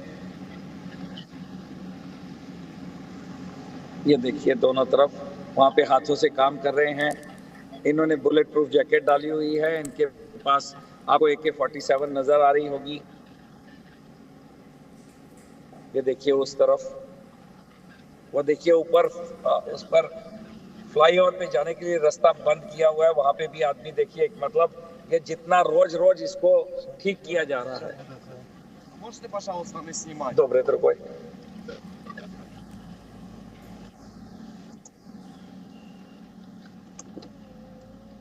ये देखिए मेरे पास आ गया था एक आर्मी वाला, उसने मुझे बोला कि आप इसको प्लीज उसको वो मत कीजिए, लेकिन मैं फिर भी अब आपको दिखाता जा रहा हूँ। वो देखिए दूसरी तरफ भी, ये देखिए अभी यहाँ से थोड़ा सा 1-1.5 किलोमीटर के बाद एक और चेक पोस्ट आएगा। तो ये जो चेक पोस्ट है, क्या इन पर भीड़ यहाँ पे है? हर चेक पोस्ट पे 20-25 लोग आर्मी के खड़े हुए हैं। और नॉर्मली कितने रहते हैं सर? देखिए पहले थे, किसी दिन 5 थे, किसी दिन 7, फिर 10 हुए, आज 20-25 लोग हैं। और बंकर्स आज ही बनाने शुरू किए हैं। ये बंकर्स पहले नहीं बन रहे थे। तो आप बता रहे हैं कि अब जो चेक पॉइंट्स हैं वहां पर भी बंकर्स बनाने का काम चल रहा है, जिसमें जो सिक्योरिटी फोर्सेस हैं और लोकल्स हैं दोनों मिलकर काम कर रहे हैं। बिल्कुल बिल्कुल। अभी मैं आपको दिखाता हूँ नेक्स्ट जो चेक पोस्ट। अभी हम 1 किलोमीटर चले हैं मेरे ख्याल से, और तकरीबन 1 मिनट की ड्राइव के बाद दूसरा वाला चेक पोस्ट जो है वो आएगा। और अब पहले के मुकाबले चेक पॉइंट्स की संख्या की बात की जाए तो वो भी ज्यादा है, बढ़ गई है, बहुत ज्यादा बढ़ गई है। 3 गुनी कर दी गई है। ये लास्ट 2 दिनों में 3 गुनी हो चुकी है। ये सीधा नीचे हमारे साथ निकुंज भी है। निकुंज, आपने क्या देखा, क्या सुना, किस तरह से आप लोगों की सिक्योरिटी वहां पर इंश्योर की जा रही है, उसके बारे में बताइए। अभी के लिए तो we are in the metro shelters. Security का कुछ पता नहीं है। जैसे कि जो इंडियन एम्बेसी आई है उस हिसाब से वी आर ट्राइंग कि हम जल्दी से जल्दी, जो अभी नेक्स्ट ट्रेन जा रही है 3:09 पे खारकीव से राखीव, उसको बोर्ड करने का ट्राई करेंगे। एंड होपफुली ज्यादा से ज्यादा बच्चे वो बोर्ड कर ले, ताकि खारकीव में से हम बाहर जा सके, जो कि मेन इंडियन एम्बेसी ने बोला है। एंड अगर उस ट्रेन में भी कंडीशंस हमको सेफ नहीं लगी तो we are not gonna board that train. We will be sitting in these metro shelters only, waiting for the government to evacuate us, क्योंकि इस टाइम हमें हमारा यहाँ से बाहर निकलना भी बहुत मुश्किल है। इंडियन एम्बेसी के साथ संपर्क में आप, जो एम्बेसी के ऑफिशियल्स हैं, जैसे कि अभी कुलदीप जी भी बता रहे थे, उनके साथ कनेक्टेड हैं आप? बहुत सारे हेल्पलाइन नंबर्स भी शेयर किए गए हैं, लेकिन उन हेल्पलाइन नंबर्स का क्या फायदा जब वो बोलते हैं कि खुद ही बॉर्डर पे आओ, बॉर्डर पे आके तुम्हारी हेल्प होएगी। यहाँ से बॉर्डर सबको पता है कितनी दूर है, खारकीव से पोलैंड, हंगरी, रोमानिया का border. It's not possible for us to travel that much distance ऐसे इस कंडीशंस में। If we decide to go by road, we are in uncertain about moving, कब होंगे, कब किसी कार में पहुंचना है, बस में पहुंचना है। ट्रेन में हमें बोर्ड नहीं करने दे रहे हैं, तो आप ही बताओ क्या करें हम? या शेल्टर्स में रह गए हैं। And today we left for baggage, packed our bags with documents, a packet of food and water. आपको नहीं पता कि हम इतने पे तक सर्वाइव कर पाएंगे इस मेट्रो शेल्टर पे, वी डोंट नो। तो आप कह रहे हैं कि अभी जो ट्रेन आएगी, आप और आपके साथ जो दूसरे स्टूडेंट्स हैं वो उस ट्रेन को बोर्ड करने की कोशिश करेंगे। आगे आपका ये पूरा ट्रैवल प्लान क्या है, आप लोग कैसे आगे जाएंगे? और आपके पास इस वक्त ट्रेन को अभी थोड़ी देर पहले आप बसेस का जिक्र कर रहे थे, जिन्हें लेकर जाहिर तौर पर सिक्योरिटी कंसर्न्स हैं, और सिक्योरिटी कंसर्न्स तो हैं, ये सेफ्टी के लिहाज से भी एक बड़ा सवालिया निशान है, ये देखते हुए कि खारकीव में बहुत ज्यादा क्लोज फाइट्स हो रही है, इंटेंस बैटल हो रही है। Yes, that's what the reason. And जितना हमने सुना है कि रशिया जो भी है ट्रेन्स पर हमला नहीं करेगा, इसलिए we are still considering trains to leave from here. इसलिए जो नेक्स्ट ट्रेन है खार्किव से राकीव की, जो कि डायरेक्ट ट्रेन है, जो कीव के थ्रू भी पास नहीं करेगी, हम उसको बोर्ड करने का ट्राई करेंगे। जी, हमारे साथ कुलदीप जी भी हैं। वो लगातार हमें दिखा रहे कि कैपिटल कीव में किस तरह के हालात हैं और वहां पर रशियन फोर्सेस को लेकर किस तरह की तैयारी की गई है यूक्रेनियन फोर्सेस द्वारा। कुलदीप जी, और क्या तस्वीरें इस वक्त आप हमारे दर्शकों को दिखा सकते हैं? और अभी थोड़ी देर पहले आपने बंकर्स के कैसे बनाए जा रहे हैं वो तस्वीर दिखाई थी। क्या सिटी के और भी इलाके हैं, पॉइंट्स हैं जहां पर इसी तरह बंकर्स बनाए जा रहे हैं? बस अभी एक पॉइंट मैंने और दिखाया, तब आप लोग दूसरे उसमें निकुंज जी के साथ थोड़ा सा व्यस्त थे। तो अभी ये देखिए, एक पेट्रोल पंप पे पेट्रोल मिल रहा है आगे, और वहां पे लाइन लगी हुई है, आपको दिखेगी। अभी आप 2 सेकंड के लिए रुकिए। और यहाँ पे जो कुछ पेट्रोल पंप्स हैं जिन्होंने जितनी भी आर्मी की गाड़ियां हैं उनको फ्री कर दिया हुआ है, एम्बुलेंस उनको फ्री किया है। ये देखिए, एक लंबी लाइन लगी हुई है, एक कतार लगी हुई है, देखिए ये। तो आप कह रहे हैं कि जो गैस स्टेशंस हैं वहां पर लंबी कतारें लगी हुई हैं? ये हाँ, जो क्योंकि कम चल रहे हैं ना, अवेलेबल कम है। ये देखिए, आप देख रहे हैं? जी, हम देख पा रहे हैं। आप बताइए कुलदीप जी। हाँ जी, ये देखिए, ये लंबी लाइन है और पेट्रोल के लिए, क्योंकि एक ये वाला चल रहा है, दूसरा ये वाला सरकार वाला बंद है। अभी यहाँ का जो मैं, क्योंकि कीव से जब हम बाहर जाते हैं, इन द सेंस है तो हम लोग कीव में, ये देखिए अभी यहाँ पे भी अभी ये जो है क्रेन रख कर गई है यहाँ पे, ये देख रहे हैं। इनको अभी बीच में कर दिया जाएगा ताकि ये रोड भी बंद कर दी जाएगी। ये शायद इन्होंने खोला कि आर्मी की गाड़ियां इधर उधर गई हैं। अभी सबसे बड़ा जो है यहाँ पर चेक पोस्ट होने वाला है, मेरे ख्याल से 15-20 सेकंड में, 1 मिनट में ये चेक पोस्ट आ जाएगा। आप उस पर ध्यान दीजिएगा, कम से कम 50 लोग उस पर खड़े होंगे। तो उस हालात में सुन पा रहे हैं ना मेरी बात? ये देखिए, ये एक चेक पोस्ट तो ये है जो जिस पर हम पहुंच गए हैं। हो सकता है किसी समय मुझे कैमरे को नीचे करना पड़े। ये देखिए, आप देख रहे हैं ना, ये देखिए। हाँ, तो ये देखिए,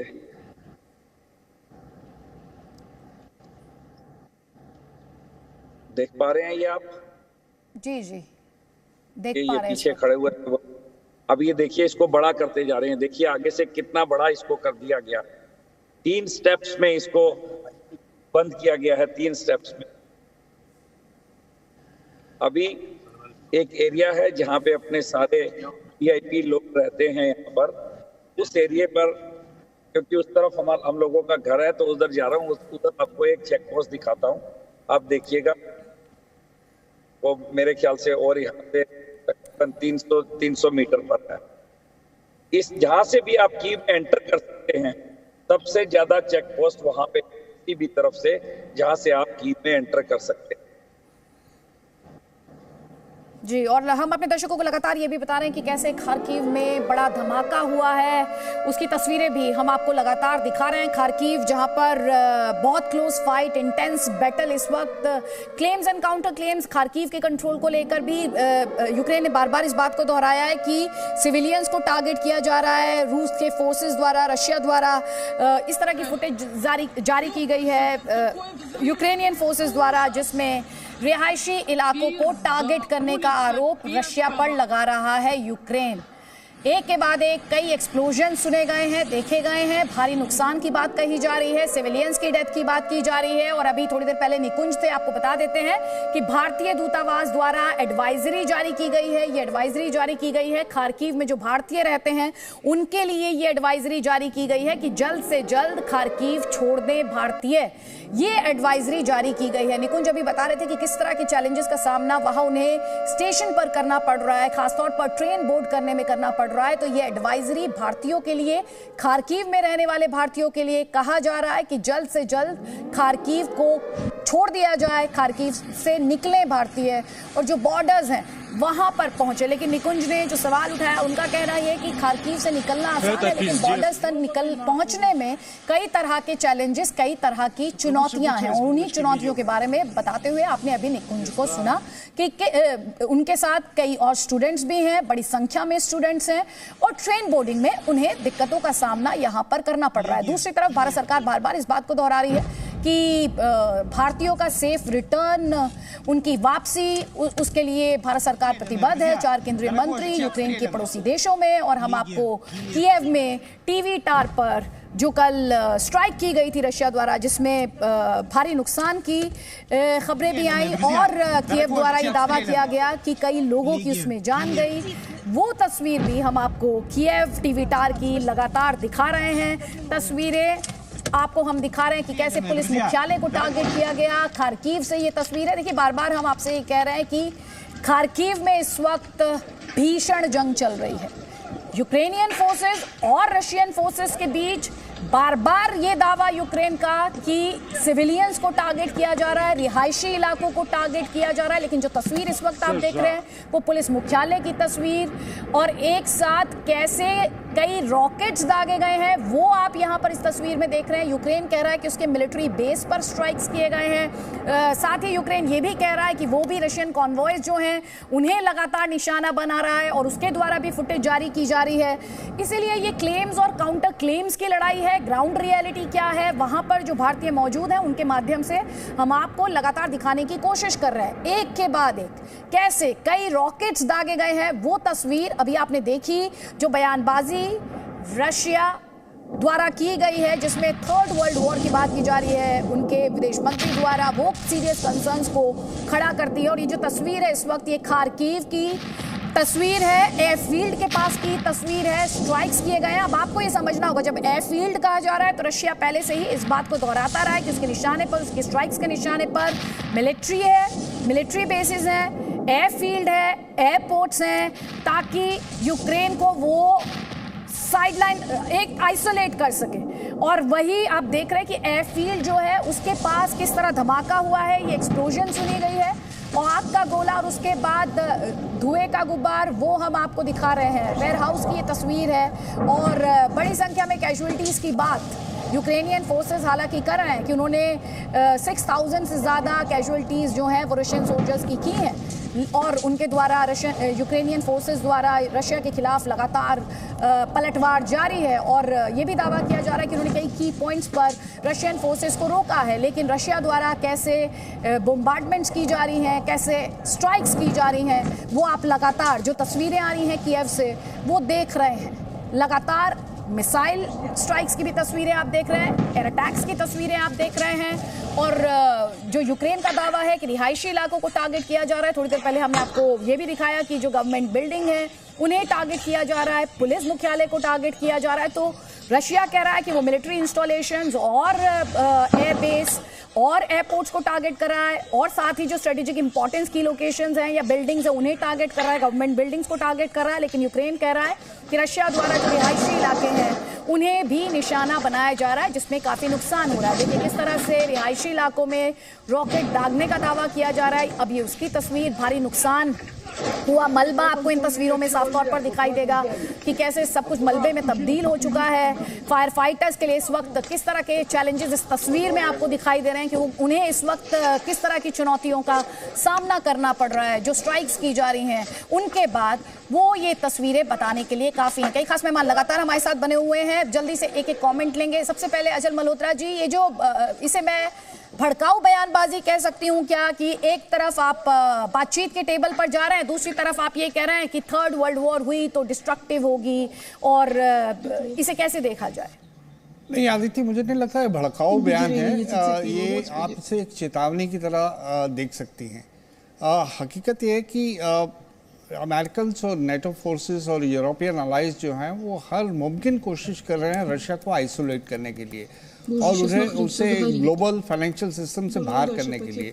तो वो इतना ज़्यादा पुश कर रहे हैं उसे, और उसी कॉन्टेक्स्ट में लावरव की तरफ से ये दुनिया को एक मैसेजिंग देने की कोशिश की जा रही है कि अगर अमेरिका और नेटो इस हद तक चले गए कि फिर उनकी तरफ से कोई ऐसी प्रोवोकेशन आ गई और युद्ध छिड़ गया, तो युद्ध जो अगर छिड़ेगा जो यूक्रेन और रशिया की बाउंड्रीज के बाहर होगा, तो वो फिर बहुत ही खतरनाक युद्ध हो सकता है, वो परमाणु युद्ध भी हो सकता है। कहने को तो इंटरनेशनल नॉर्म्स तो यही है, रशिया की भी यही पॉलिसी है, no first use of nuclear weapons, कि वो पहले इस्तेमाल नहीं करेंगे जब तक उनके ऊपर नहीं होगा।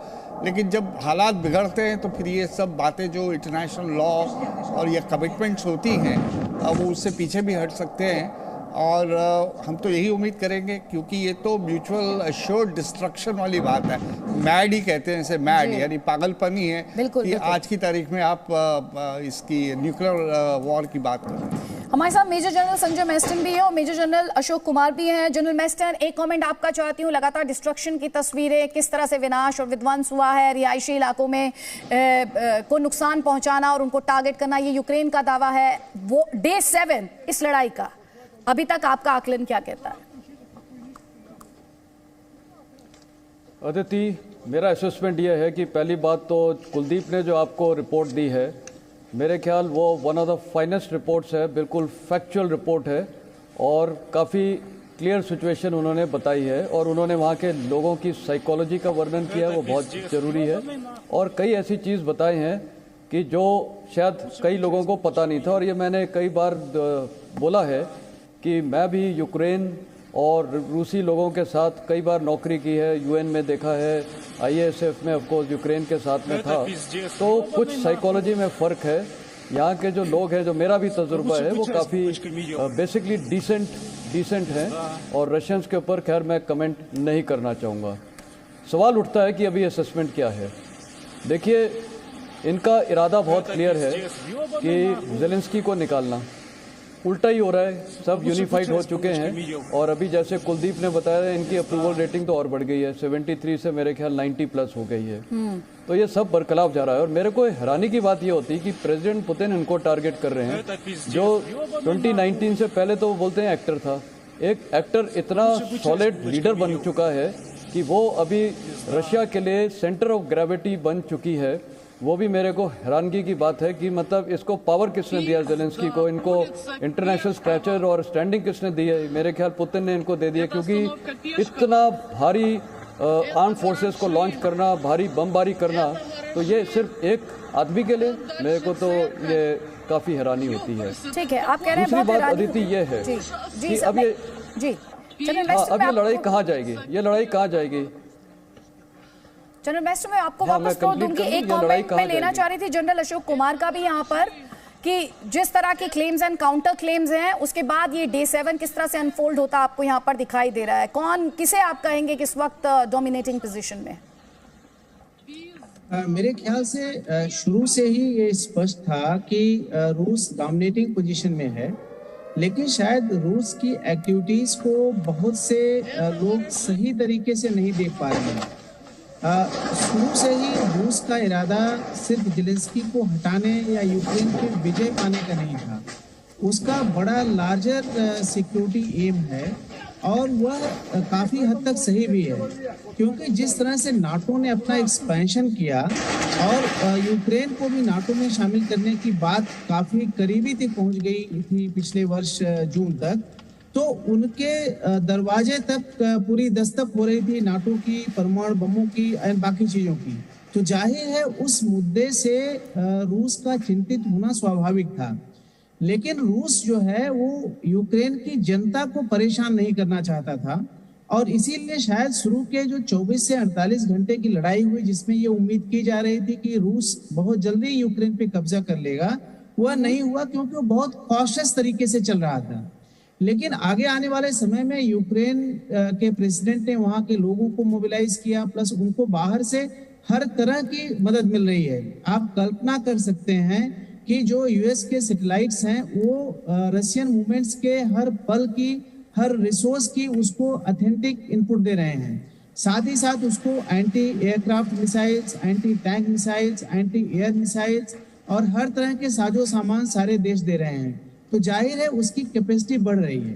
एक दूसरा चीज जो ध्यान देने वाली बात यह है कि 18 साल और 60 साल के बीच के अलावा जितने लोग हैं उनको अपना देश छोड़ के बाहर जाने की इजाजत है। एंड आपको पता है कि तकरीबन 5 लाख से ज्यादा लोग और कई देशों में जाकर के एज शरणार्थी जा चुके हैं। तो अब जो 18 साल से 60 साल के लोग बचे हुए हैं, उनका प्राइमरी पर्पस ये है कि वो युद्ध में मदद करें, और उसमें ढेर सारे लोगों ने हथियारों की ट्रेनिंग, हथियार उठाना ये सब शुरू कर दिया है। तो जाहिर है कि अब उनकी पॉपुलेशन का जो बचा हुआ हिस्सा है उसमें काफी कुछ हिस्सा रिहायशी इलाकों में रह करके सेना की मदद कर रहा है। और अगर ऐसा होता है तो वो भी सेना के ही एक रूप में देखे जाने चाहिए। और इसलिए आपने देखा होगा कि पिछले 2-3 दिनों में रिहायशी इलाकों में या उन इंस्टीट्यूशंस पर जहां पर उसका वार एफर्ट या सोशल मीडिया के इस्तेमाल किया जाता है, वहां पर भी अटैक बढ़ गए। और आगे आने वाले पॉइंट है जनरल कुमार, ये बहुत इंपॉर्टेंट पॉइंट आप यहाँ पर हाईलाइट करें जनरल मेस्टन। यहाँ पर जो लेवरॉव का स्टेटमेंट है उस पर बात करना बहुत जरूरी है। न्यूक्लियर वॉर डिस्ट्रक्टिव होगी, इस तरह की बयानबाजी अगर मैं आपसे डिफेंस एक्सपर्ट के लिहाज से समझना चाहूँ क्यों की जा रही है? ये प्रेशर टैक्टिक्स है और देखिए ये ब्लैकमेल टैक्टिक्स है। ये दुनिया को सिर्फ दिखाना है कि हमारे पास ये न्यूक्लियर वेपन्स हैं और हम इसको लॉन्च कर सकते हैं और थर्ड वर्ल्ड वॉर होगा। इसका मैसेज क्या जाता है बाकी वर्ल्ड को? इसका मैसेज ये जाता है कि हमारी मर्जी है जहाँ पर हम अटैक करें। कल बाल्टिक स्टेट्स है जो लिथुआनिया, लाटविया, एस्टोनिया, उन पे भी अटैक होगा। तो क्या वेस्ट और बाकी वर्ल्ड, मैं तो रेस्ट ऑफ द वर्ल्ड बोलूँगा, हम वेस्ट को क्यों बोलते हैं, चुप बैठा रहेगा? आज की तारीख में भी देखो कुलदीप ने एक बहुत अच्छा सवाल उठाया था कि ये लड़ाई रुकनी चाहिए। उसके बारे में कल मैंने आपको स्टूडियो में भी बोला था, उसके बारे में कोई बात नहीं कर रहा है। ये मेरे को हैरानी फिर से होती है क्योंकि फोकस अभी ये होना चाहिए। सब बात कर रहे हैं खार्किव की लड़ाई भारतीयों के इवैक्यूएशन की बात की जा रही है। I am so sorry general मेस्टर, मैं वापस फ्लो दूंगी आपको। रोमानिया से 200 भारतीयों को लेकर विमान, 2 और ग्लोब मास्टर पोलैंड और हंगरी से आएंगे। हम आपको इस वक्त ये जो भारतीयों का बड़े लेवल पर इवैक्यूएशन चल रहा है भारतीयों की वापसी पर, ये वायुसेना का बड़ा बयान है जो हम आपको बता रहे हैं कि रात 11 बजे पहुंचेगा C-17 ग्लोब मास्टर। और ये कहा जा रहा है रोमानिया से 200 भारतीयों को लेकर ये विमान आ रहा है। इसके अलावा 2 और globe master C-17 globe master Poland और हंगरी से आएंगे। ये इंफॉर्मेशन भी इंडियन एयरफोर्स द्वारा साझा की गई है। भारतीयों की वापसी को लेकर ये बड़ी इंफॉर्मेशन इंडियन एयरफोर्स द्वारा शेयर की गई है। जनरल मेस्टन आप बात पूरी करें, उसके बाद सुरेश जी प्लीज। सॉरी, तो ये मैं न्यूक्लियर का बता रहा था। जी, सब बात पूरी कर टैक्टिक्स है और पर इससे वर्ल्ड का बहुत पूरा प्रभाव पड़ेगा। जो छोटे देश हैं, मेरे ख्याल 7 या 8 देश है जिनके पास न्यूक्लियर वेपन्स है। जो छोटे देश है भी क्या करेंगे? या तो वो न्यूक्लियराइजेशन की तरफ जाएंगे या वो किसी को न्यूक्लियर अम्ब्रेला मांगेंगे। तो क्या ये वर्ल्ड इस दिशा में जा रहे हैं कि अभी न्यूक्लियर आपके पास है तो आपके ऊपर हमला नहीं होगा? ये यूक्रेन के ऊपर ये हमला नहीं होता अगर 94 का जो बुडापेस्ट मेमोरेंडम साइन किया था जिसमें अमेरिका, रूस और यूके भी था, उसमें ये बहुत अंडरस्टैंडिंग क्लियर थे कि ये सारे वॉर हेड्स जो चेरनोबिल में है ये सारे रशिया को हैंडओवर किए जाएंगे और उसके बाद अटैक कोई नहीं होगा। दूसरी बात ये हमारे कई लोगों के एक है कि ये नेटो वहाँ पर है, नेटो वहाँ है। आप ये देखिए 1968 में चेकोस्लोवाकिया में कौन गया था, उसके बाद रोमानिया और पोलैंड में कौन गया था? ये तो सारे ईस्टर्न ब्लॉक कंट्रीज थे। ये क्या हुआ? परिणाम ये हुआ उसके बाद वो खुद नेटो में शामिल हुए हैं। और आज बताइए कोई इंडिपेंडेंट देश अपनी सॉवरेंटी को ध्यान में रखते हुए क्या उसको कोई फोर्स कर सकता है या ल्योर कर सकता है कि आप नेटो में आ जाइए या मत आइए? सब देश के पास अपना पूरी इंडिपेंडेंस है, जिसकी अलाइन करना है अलाइन रहे, न्यूट्रल रहना है न्यूट्रल। तो ये नेटो का है। मैंने इसलिए अफगानिस्तान का उदाहरण दिया था। अफगानिस्तान में 1979 में कौन सी वहाँ नेटो थी? क्यों रशियन ट्रुप्स घुसे थे? ये मैं वहाँ पर रहा हूँ, मेरे को पूरी हिस्ट्री पता है। वो घुसे थे क्योंकि उनको वहाँ पर कम्युनिस्ट रिजीम करनी थी और उसके बाद आपको परिणाम पता है। तो क्या ये इन्वेजन्स नहीं कर रहे हैं? और कई लोग इराक की बात करते हैं। इराक का जब युद्ध हुआ था वो UN security council resolution number 678 के दरमियान वो सेना गई थी जो US लेड थी। सिमिलरली अफगानिस्तान में जब ये 2001 में ISAF फोर्स आई थी वो भी UN सिक्योरिटी रेजोल्यूशन द्वारा पास हुई थी। ये जो ये अटैक हुआ है कौन से UN सिक्योरिटी रेजोल्यूशन ने पास किया है? तो हमको बड़ा प्रैक्टिकल होना पड़ेगा कि बार बार ये सब मैंने बहुत लोगों से सुना है कि वो नाटो क्या किसी को अधिकार नहीं है? आज हर देश को, हमारे नीचे आज श्रीलंका है, क्या हम जाके बोलेंगे कि आप ये नहीं करेंगे तो हम जाके आपको अटैक कर देंगे? Important point sir, important point. अपनी वो जी सर, मैं वापस आपको फ्लो दूंगी। हमारे साथ सुरेश जी भी लगातार स्टूडियो में है। ये जो स्टेटमेंट्स आ रहे हैं एक के बाद एक और बड़ी खबर आई थी कि प्रेसिडेंट ज़ेलेंस्की को बदलना चाहते हैं, उनका तख्ता पलट करना चाहते हैं। पहले व्लादिमीर पुतिन ने कहा कि जो मिलिट्री है, जो सिक्योरिटी फोर्सेज है, वो कंट्रोल अपने हाथ में ले लें। उसके बाद अब इस तरह की खबरें आ रही हैं कि वो तख्ता पलट करना चाहते हैं, ज़ेलेंस्की को बदलना चाहते हैं और अपनी पसंद के चेहरे को वहां पर बैठाना चाहते हैं। मौजूदा हालात को लेकर आपका असेसमेंट क्या है? देखिए, अगर हम देखें कि जो युद्ध शुरू इसीलिए हुआ कि ज़ेलेंस्की की डिमांड लगातार चल रही थी कि यूक्रेन को नाटो में शामिल होना है। तो अगर देखा जाए जो दो विलेंस हैं of the two villains of the pieces, एक तो ज़ेलेंस्की जिनकी अपनी नेशनल एम्बिशंस और यूरोपियन एम्बिशन इतनी ज़्यादा है कि इनको नाटो में शामिल हुए बिना लगता नहीं कि यूक्रेन की अपनी कोई अस्तित्व है या कोई ताकत है। यह और ज़ेलेंस्की साथ में कि जो वो तो खैर है, और यूक्रेन की नाटो मेंबरशिप। तो रशिया के दो ऑब्जेक्टिव हैं, एक तो कि किसी भी हालत में यूक्रेन नाटो में शामिल नहीं होगा, और दूसरा ज़ेलेंस्की जो इस बात को बार बार प्रोवोक कर रहे हैं, अगर ज़ेलेंस्की रहे तो फिर कभी हो सकता है ये, तो ज़ेलेंस्की को हटाना है। तो दोनों मेन ऑब्जेक्टिव रशिया के यही हैं कि ज़ेलेंस्की ना रहें और यूक्रेन नाटो में शामिल रहें। अब जो युद्ध हो रहा है, इसमें लावरोव ने चेतावनी दी कि तीसरा विश्व युद्ध हुआ तो वो परमाणु युद्ध होगा। साफ सी बात है कि अगर विश्व युद्ध होगा तो वो परमाणु युद्ध होगा। तो चेतावनी ये है कि तीसरा विश्व युद्ध जो हालात अभी हैं यूक्रेन के, वो यहाँ तक नहीं बढ़ने चाहिए कि ये तीसरा विश्व युद्ध शुरू हो जाए। और वो शुरू तब होगा अगर जैसे अभी हो रहा है कि यूरोपीय देश उसको बार बार सपोर्ट कर रहे हैं। ठीक, ये एक इम्पॉर्टेंट स्टेटमेंट है। बोरिस जॉनसन का ये स्टेटमेंट है, कह रहे हैं व्लादिमीर पुतिन से कि आप अपनी सेना को वापस बुला लीजिए। न्यूयॉर्क में वो यूएन सदस्य देशों की बैठक में अपील कर रहे हैं कि व्लादिमीर पुतिन, रूस के राष्ट्रपति, यूक्रेन से अपनी सेना को वापस बुलाएं। बोरिस जॉनसन लगातार हमलावर रहे हैं, ये भूले नहीं। कई बार उनके द्वारा चेतावनी भी दी गई है और इसके अलावा सैंक्शंस लगाए गए हैं रशिया पर। ब्रिटेन के प्रधानमंत्री की ये अपील, लेकिन व्लादिमीर पुतिन पर क्या इन अपील्स का कोई असर पड़ता है? सुरेश जी, कम से कम बीते 7 दिनों में तो हमने नहीं देखा। देखिए, पुतिन को बहुत बड़ा खतरा इस टाइम पर यूरोप से है कि यूरोप के जो वायदे किए 1991 में, 1968 में जो वायदे हुए, वो सारे वायदे झूठे पड़ते नजर आ रहे हैं। तो एक तो व्लादिमीर पुतिन को यूरोप में खासतौर पर बोरिस जॉनसन और यूके पर तो बिल्कुल भरोसा है ही नहीं, कि जो कह रहे हैं कि अगर फौजें हटा लेंगे तो रशिया की सिक्योरिटी का क्या होगा। क्या भरोसा है कि यूक्रेन के पास नाटो की सेनाएं नहीं आएंगी।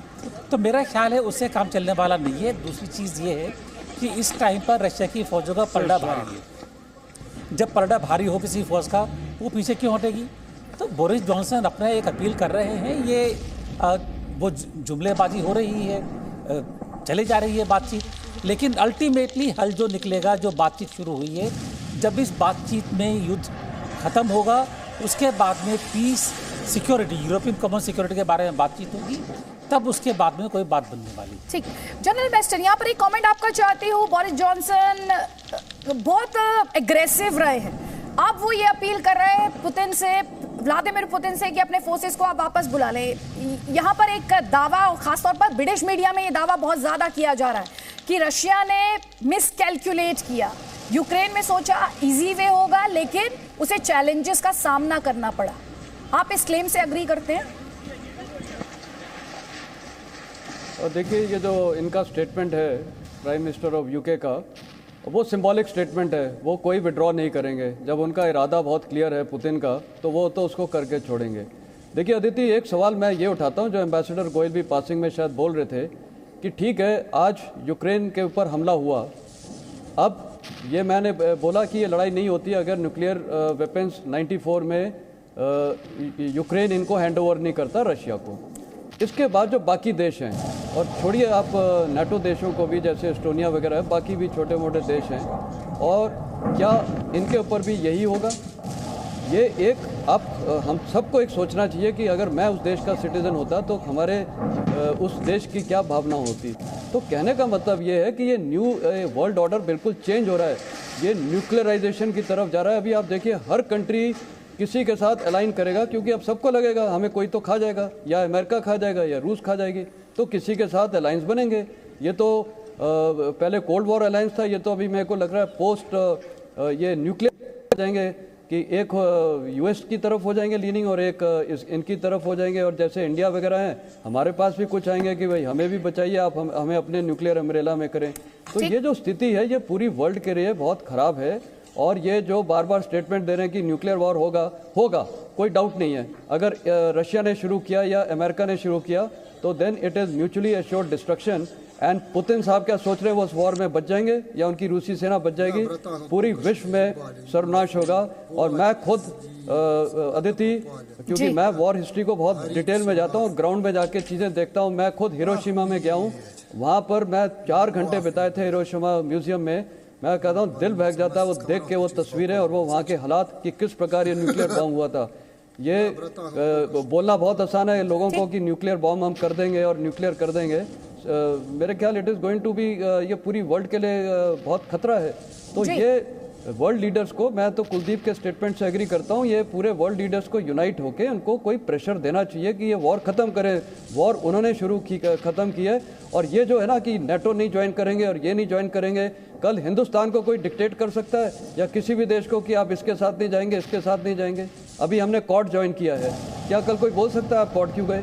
तो ये तो कोई वो रैशनल नहीं है, ये इरैशनल स्टेटमेंट्स है।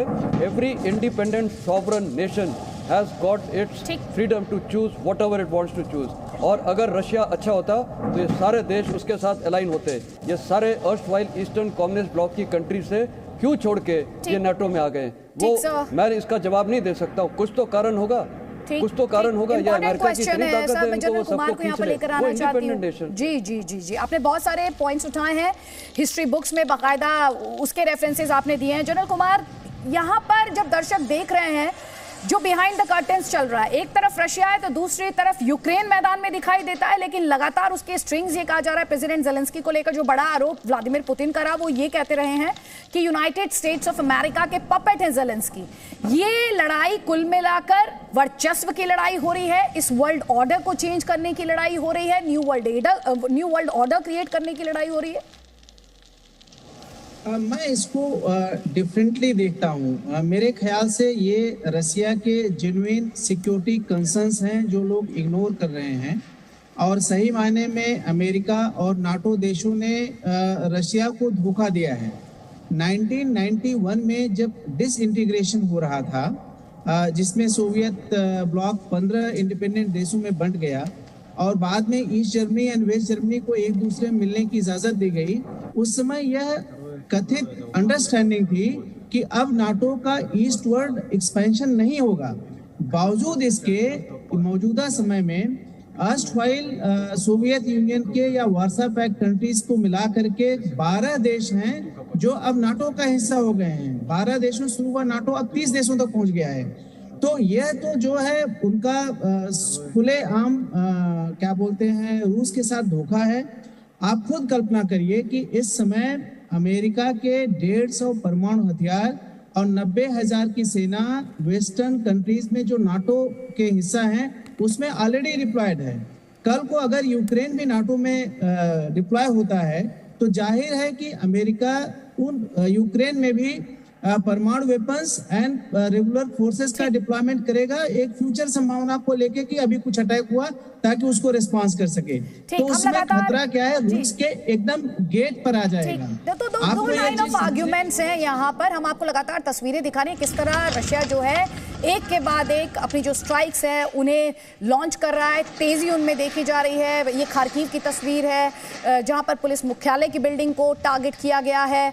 वायुसेना यूनिवर्सिटी जो है वो पूरी तरह से तबाह हो गई है, ये भी खार्किव की तस्वीर है। खार्किव से आज बहुत सारी तस्वीरें आई थोड़ी देर पहले, इसी ब्रॉडकास्ट के दौरान हमने आपको ये भी बताया कैसे एक जोरदार धमाका सुना गया। खार्किव से हमारे साथ निकुंज भी थे, वो बता रहे थे कि हालात जो है बेहद ही खतरनाक है। जो आर्म प्लांट है रूसी फोर्सेस ने वहां पर हमला किया है खार्किव में। तो कई मल्टीपल पॉइंट्स हैं और खार्किव में बहुत इंटेंस बैटल इस वक्त चल रही है। जो तस्वीर है ये कल की तस्वीर है जब कीव टीवी टार को पर स्ट्राइक लॉन्च की गई रशियन फोर्सेस द्वारा, ये तब की तस्वीर है। और इस टावर पर स्ट्राइक में यूक्रेन ने यह भी दावा किया कि जो सिविलियंस हैं उनकी जान गई और किस तरह से विनाश हुआ वो तस्वीर भी यूक्रेन द्वारा साझा की गई थी। इसके अलावा हम आपको यहां पर यह भी बताना चाहते हैं कि रूसी सेना को रोकने के लिए किस तरह लोकल्स आए हैं, रशियन टैंक्स। ये रशियन कॉन्वॉय था, ये देखिए लेटर जी आपको दिखाई दे रहा है, लेटर जी ये मतलब सीधा सा ये पूरा कॉन्वॉय रशियन फोर्सेस का जो लोकल्स हैं वो लगातार रेजिस्ट कर रहे हैं। किस तरह से रोकने की कोशिश की जा रही है इस कॉन्वॉय को, वो आप इन तस्वीरों में देख सकते हैं। आपको ये बता दें इन तस्वीरों में महिलाएं भी हैं। अगर आप इस पूरे वीडियो को डिटेल में देखेंगे जो बहुत वायरल भी हो रहा है, इसमें महिलाएं भी हैं, नारेबाजी हो रही है और लोकल्स द्वारा रोकने की कोशिश की जा रही है। आपको ये भी बताना चाहेंगे कि कैपिटल कीव में किस तरह के हालात हैं, वो तस्वीर भी हमने आप तक लगातार पहुंचाई कुलदीप जी के माध्यम से। और अब आप देख रहे हैं ये तस्वीर यूक्रेन के एक और शहर की, वहां पर कैसे विध्वंस हुआ, वहां कैसे विनाश हुआ, वो हम आपको दिखा रहे हैं। रशिया के विदेश मंत्री ये कह रहे हैं कि आपने कैसे सैंक्शंस लगा दिए रशिया के खिलाड़ियों के खिलाफ, या कल्चरल जो एक्टिविटीज होती हैं उन पर कैसे सैंक्शंस लगा दिए। खरसों में एयरपोर्ट पर रशिया ने कैसे स्ट्राइक किया उसकी तस्वीर अभी आपने देखी, और उसके बाद आग कैसे लगी है, धमाका कैसे हुआ है, वो तस्वीर भी हम आपको लगातार दिखा रहे हैं। सुरेश, आपसे क्या इस हालात में, एक तरफ ये तस्वीरें हैं, दूसरी तरफ टॉक का भी के बारे में भी बार बार बात हो रही है, इन तस्वीरों के बीच क्या डिप्लोमेटिक चैनल्स खुले होंगे डेलीगेशन टॉक के अलावा? देखिए, डेलीगेशन लेवल डिप्लोमेटिक चैनल्स हमेशा खुले होते हैं। अगर यूक्रेन की एम्बेसी रशिया में नहीं भी है और रशिया की एम्बेसी अभी यूक्रेन में अगर नहीं भी है, बाहर जो है डिप्लोमेट्स हैं, आपस में बातचीत हमेशा चलती रहती है। इसकी वजह साफ है कि कभी भी किसी भी समय अगर बातचीत के आगे बढ़ने की ज़रूरत होती है तो वो डिप्लोमेटिक चैनल्स ही काम में आते हैं। वो चैनल्स रहेंगे, बातचीत चलती रहेगी और ये जंग भी चलती रहेगी। तीनों ट्रैक इकट्ठे चलेंगे और जहाँ भी मौका मिलेगा कि अगर बात आगे बढ़ने का तो बात आगे बढ़ेगी। टाइम लगेगा लेकिन बातचीत होगी। ठीक है, तीनों जनरल मेस्टन, हम वॉर भी देखेंगे, हम टॉक भी देखेंगे, दुनिया का प्रेशर भी देखेंगे, भड़काऊ बयानबाजी भी देखेंगे, सब एक साथ चलेगा। आपको रोक रही हूँ जनरल मेस्टन। इस वक्त जो बड़ी खबर है, खार्किव से 11 किलोमीटर दूर पिसचिन पहुंचने के लिए कहा गया है। ये एडवाइजरी है, हम आपको बता रहे हैं, ये भारतीय एम्बेसी जो है उसके द्वारा ये एडवाइजरी जारी की गई है। साथ ही कई लोकेशन पॉइंट्स बताए गए हैं। यूक्रेन के समय अनुसार शाम 6 बजे तक इन जगहों पर पहुंचने के लिए कहा गया है। अभी हमारे साथ निकुंज थे, वो बता रहे थे कि उन्हें ट्रेन बोर्ड करने में कितनी ज्यादा दिक्कत हो रही है। विदेश मंत्रालय की एडवाइजरी है, let me be more precise and accurate. तो खार्किव में रहने वाले भारतीयों के लिए एडवाइजरी है, जहां पर इस समय बहुत ज्यादा इंटेंस फाइट देखने को मिल रही है। यूक्रेनियन फोर्सेज और रशियन फोर्सेज लगातार एक दूसरे को इंगेज किए हैं। गाड़ी नहीं मिलती है तो पैदल निकलने की अपील की गई है। पैदल पहुंचने के लिए 3 जगहों का पता दिया गया है। सुरेश जी, ये कितना सेफ है? नहीं, सेफ तो नहीं है, लेकिन अब बात यह है कि ऑप्शंस क्या हैं। बहरहाल इस सिलसिले में मैं एक चीज़ बताऊं कि यहाँ पर आने से पहले मेरे को खबर मिली थी कि जो रशियन एम्बेसडर डेजिग्नेट हैं इंडिया के लिए, उन्होंने ये भी कहा है कि रशिया पूरी कोशिश करेगा कि जो यूक्रेन के छात्र फंसे हुए हैं उनके लिए रशिया से पैसेज दे, जो नियरेस्ट बॉर्डर पॉइंट्स हैं वहाँ तक। अगर ये होता है तो खार्किव के जो छात्र हैं उनको पास में ही रशिया के बॉर्डर में जो खाली 40 किलोमीटर दूर है वहाँ तक पहुँचने में काफ़ी सुविधा होगी। तो ये सारे ऑप्शंस हैं, सारे तरीके हैं।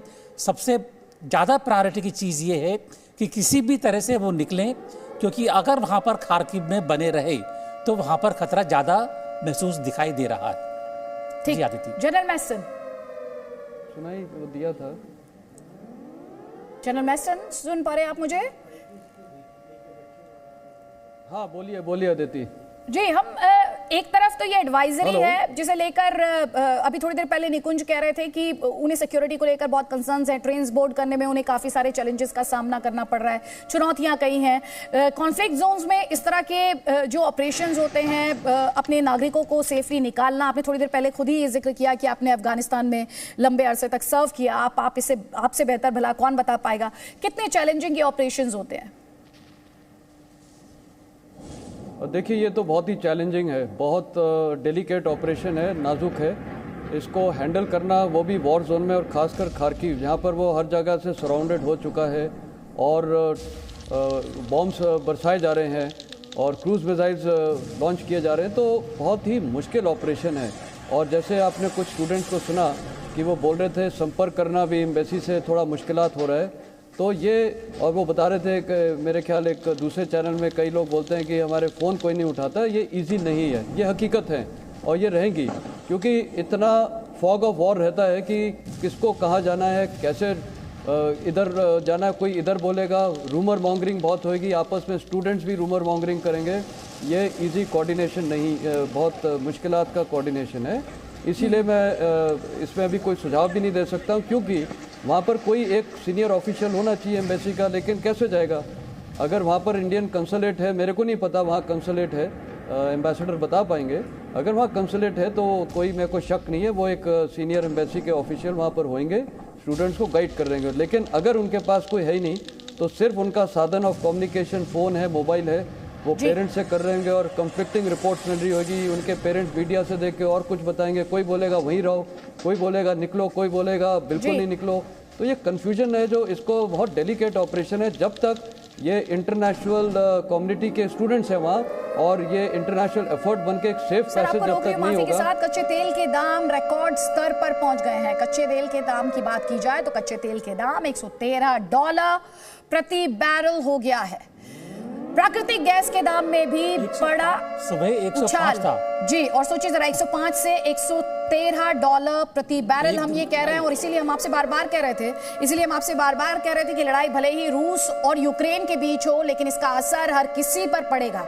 और उसी से जुड़ी हुई इंपॉर्टेंट इंफॉर्मेशन आप देख रहे हैं। कच्चे तेल के दाम रिकॉर्ड स्तर पर $113 प्रति बैरल, जैसे अभी सुरेश जी कह रहे थे $105 प्रति बैरल सुबह में था, देखिए जरा। और साथ ही जो प्राकृतिक गैस है उसके दाम में भी उछाल, और ये जो लड़ाई चल रही है, जो वॉर चल रही है, उसके बाद ये उछाल, ये रिकॉर्ड स्तर पर दाम पहुंचे हैं। और इसका असर सिर्फ कच्चे तेल तक रह जाए या फिर प्राकृतिक गैस तक रह जाए, ऐसा नहीं है। इसका असर कमोडिटीज पर पड़ेगा, इसका असर बहुत बड़े लेवल पर आम लोगों पर पड़ेगा। सुरेश जी, आप इस पर कुछ कहना चाह रहे थे कि हम बार बार कह रहे थे कि इन सैंक्शन से क्या होगा। दूसरी तरफ ये भी है कि वॉर को तो रोकना होगा, नहीं तो इसका इंपैक्ट ग्लोबल इकोनॉमी पे होगा, क्योंकि इसकी टाइमिंग इससे खराब नहीं हो सकती कि दुनिया तो अभी कोविड के बाद जिस तरह के लॉकडाउन्स लगे और जिस तरह की आपातकालीन स्थिति पैदा हुई, उसी से उबरने की कोशिश कर रही थी। बिल्कुल सही कह रही हैं आदित्य आप। ये अगर देखा जाए, जो आज ये फिगर दिख रही है $113 पर बैरल का जो दाम आ रहा है, अब ये 105 से बढ़ा है, तकरीबन 10% का उछाल एक दिन में। और ये जो कह रहे थे कि सैंक्शंस का असर खाली ये नहीं कि रूस के ऊपर पड़ेगा, सैंक्शंस का असर पूरी वैश्विक व्यवस्था पर पड़ेगा। ये कमोडिटीज़ के ऊपर, खाने पीने की चीज़ों के ऊपर, ट्रांसपोर्टेशन के ऊपर, गैस चाहिए हीटिंग के लिए, ये पूरा ऑल अक्रॉस द बोर्ड पड़ता है असर ये। तो अब ये है कि अगर ये वॉर जल्दी नहीं रुकी तो एनर्जी का क्राइसिस भी उत्पन्न हो सकता है।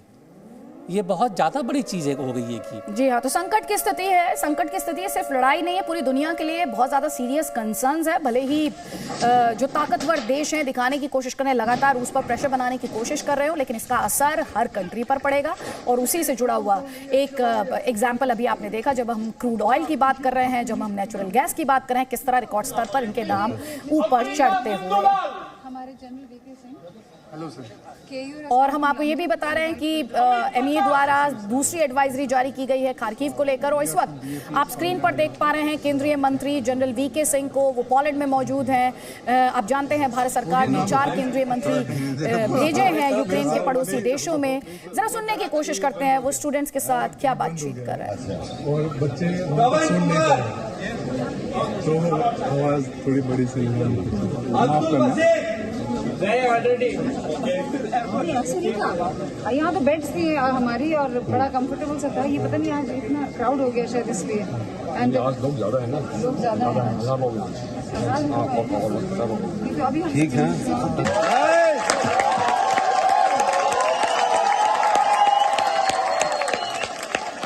तो बताया जा रहा है करीब 600 स्टूडेंट्स वहां पर हैं जिनके इवैक्यूएशन को लेकर अभी देखिए अब केंद्रीय मंत्री बोल रहे हैं, थोड़ा सा सुनते हैं उसके बाद एक छोटे से ब्रेक। पता नहीं बोझा ढोने का काम मिल जाएगा, कुछ पैसे कम जाएगा, ऐसा कुछ नहीं होने वाला। इट इज बेटर आप अपनी पढ़ाई कंप्लीट करो। हमारी कोशिश है कि यूक्रेन की हालत देखते हुए अगर वहां पे नहीं हो रही है पढ़ाई तो यहाँ पर हो जाएगी। You will complete your degree.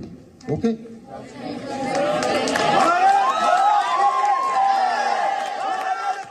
Presenting B News app, available on Google Play and App Store. Download it now.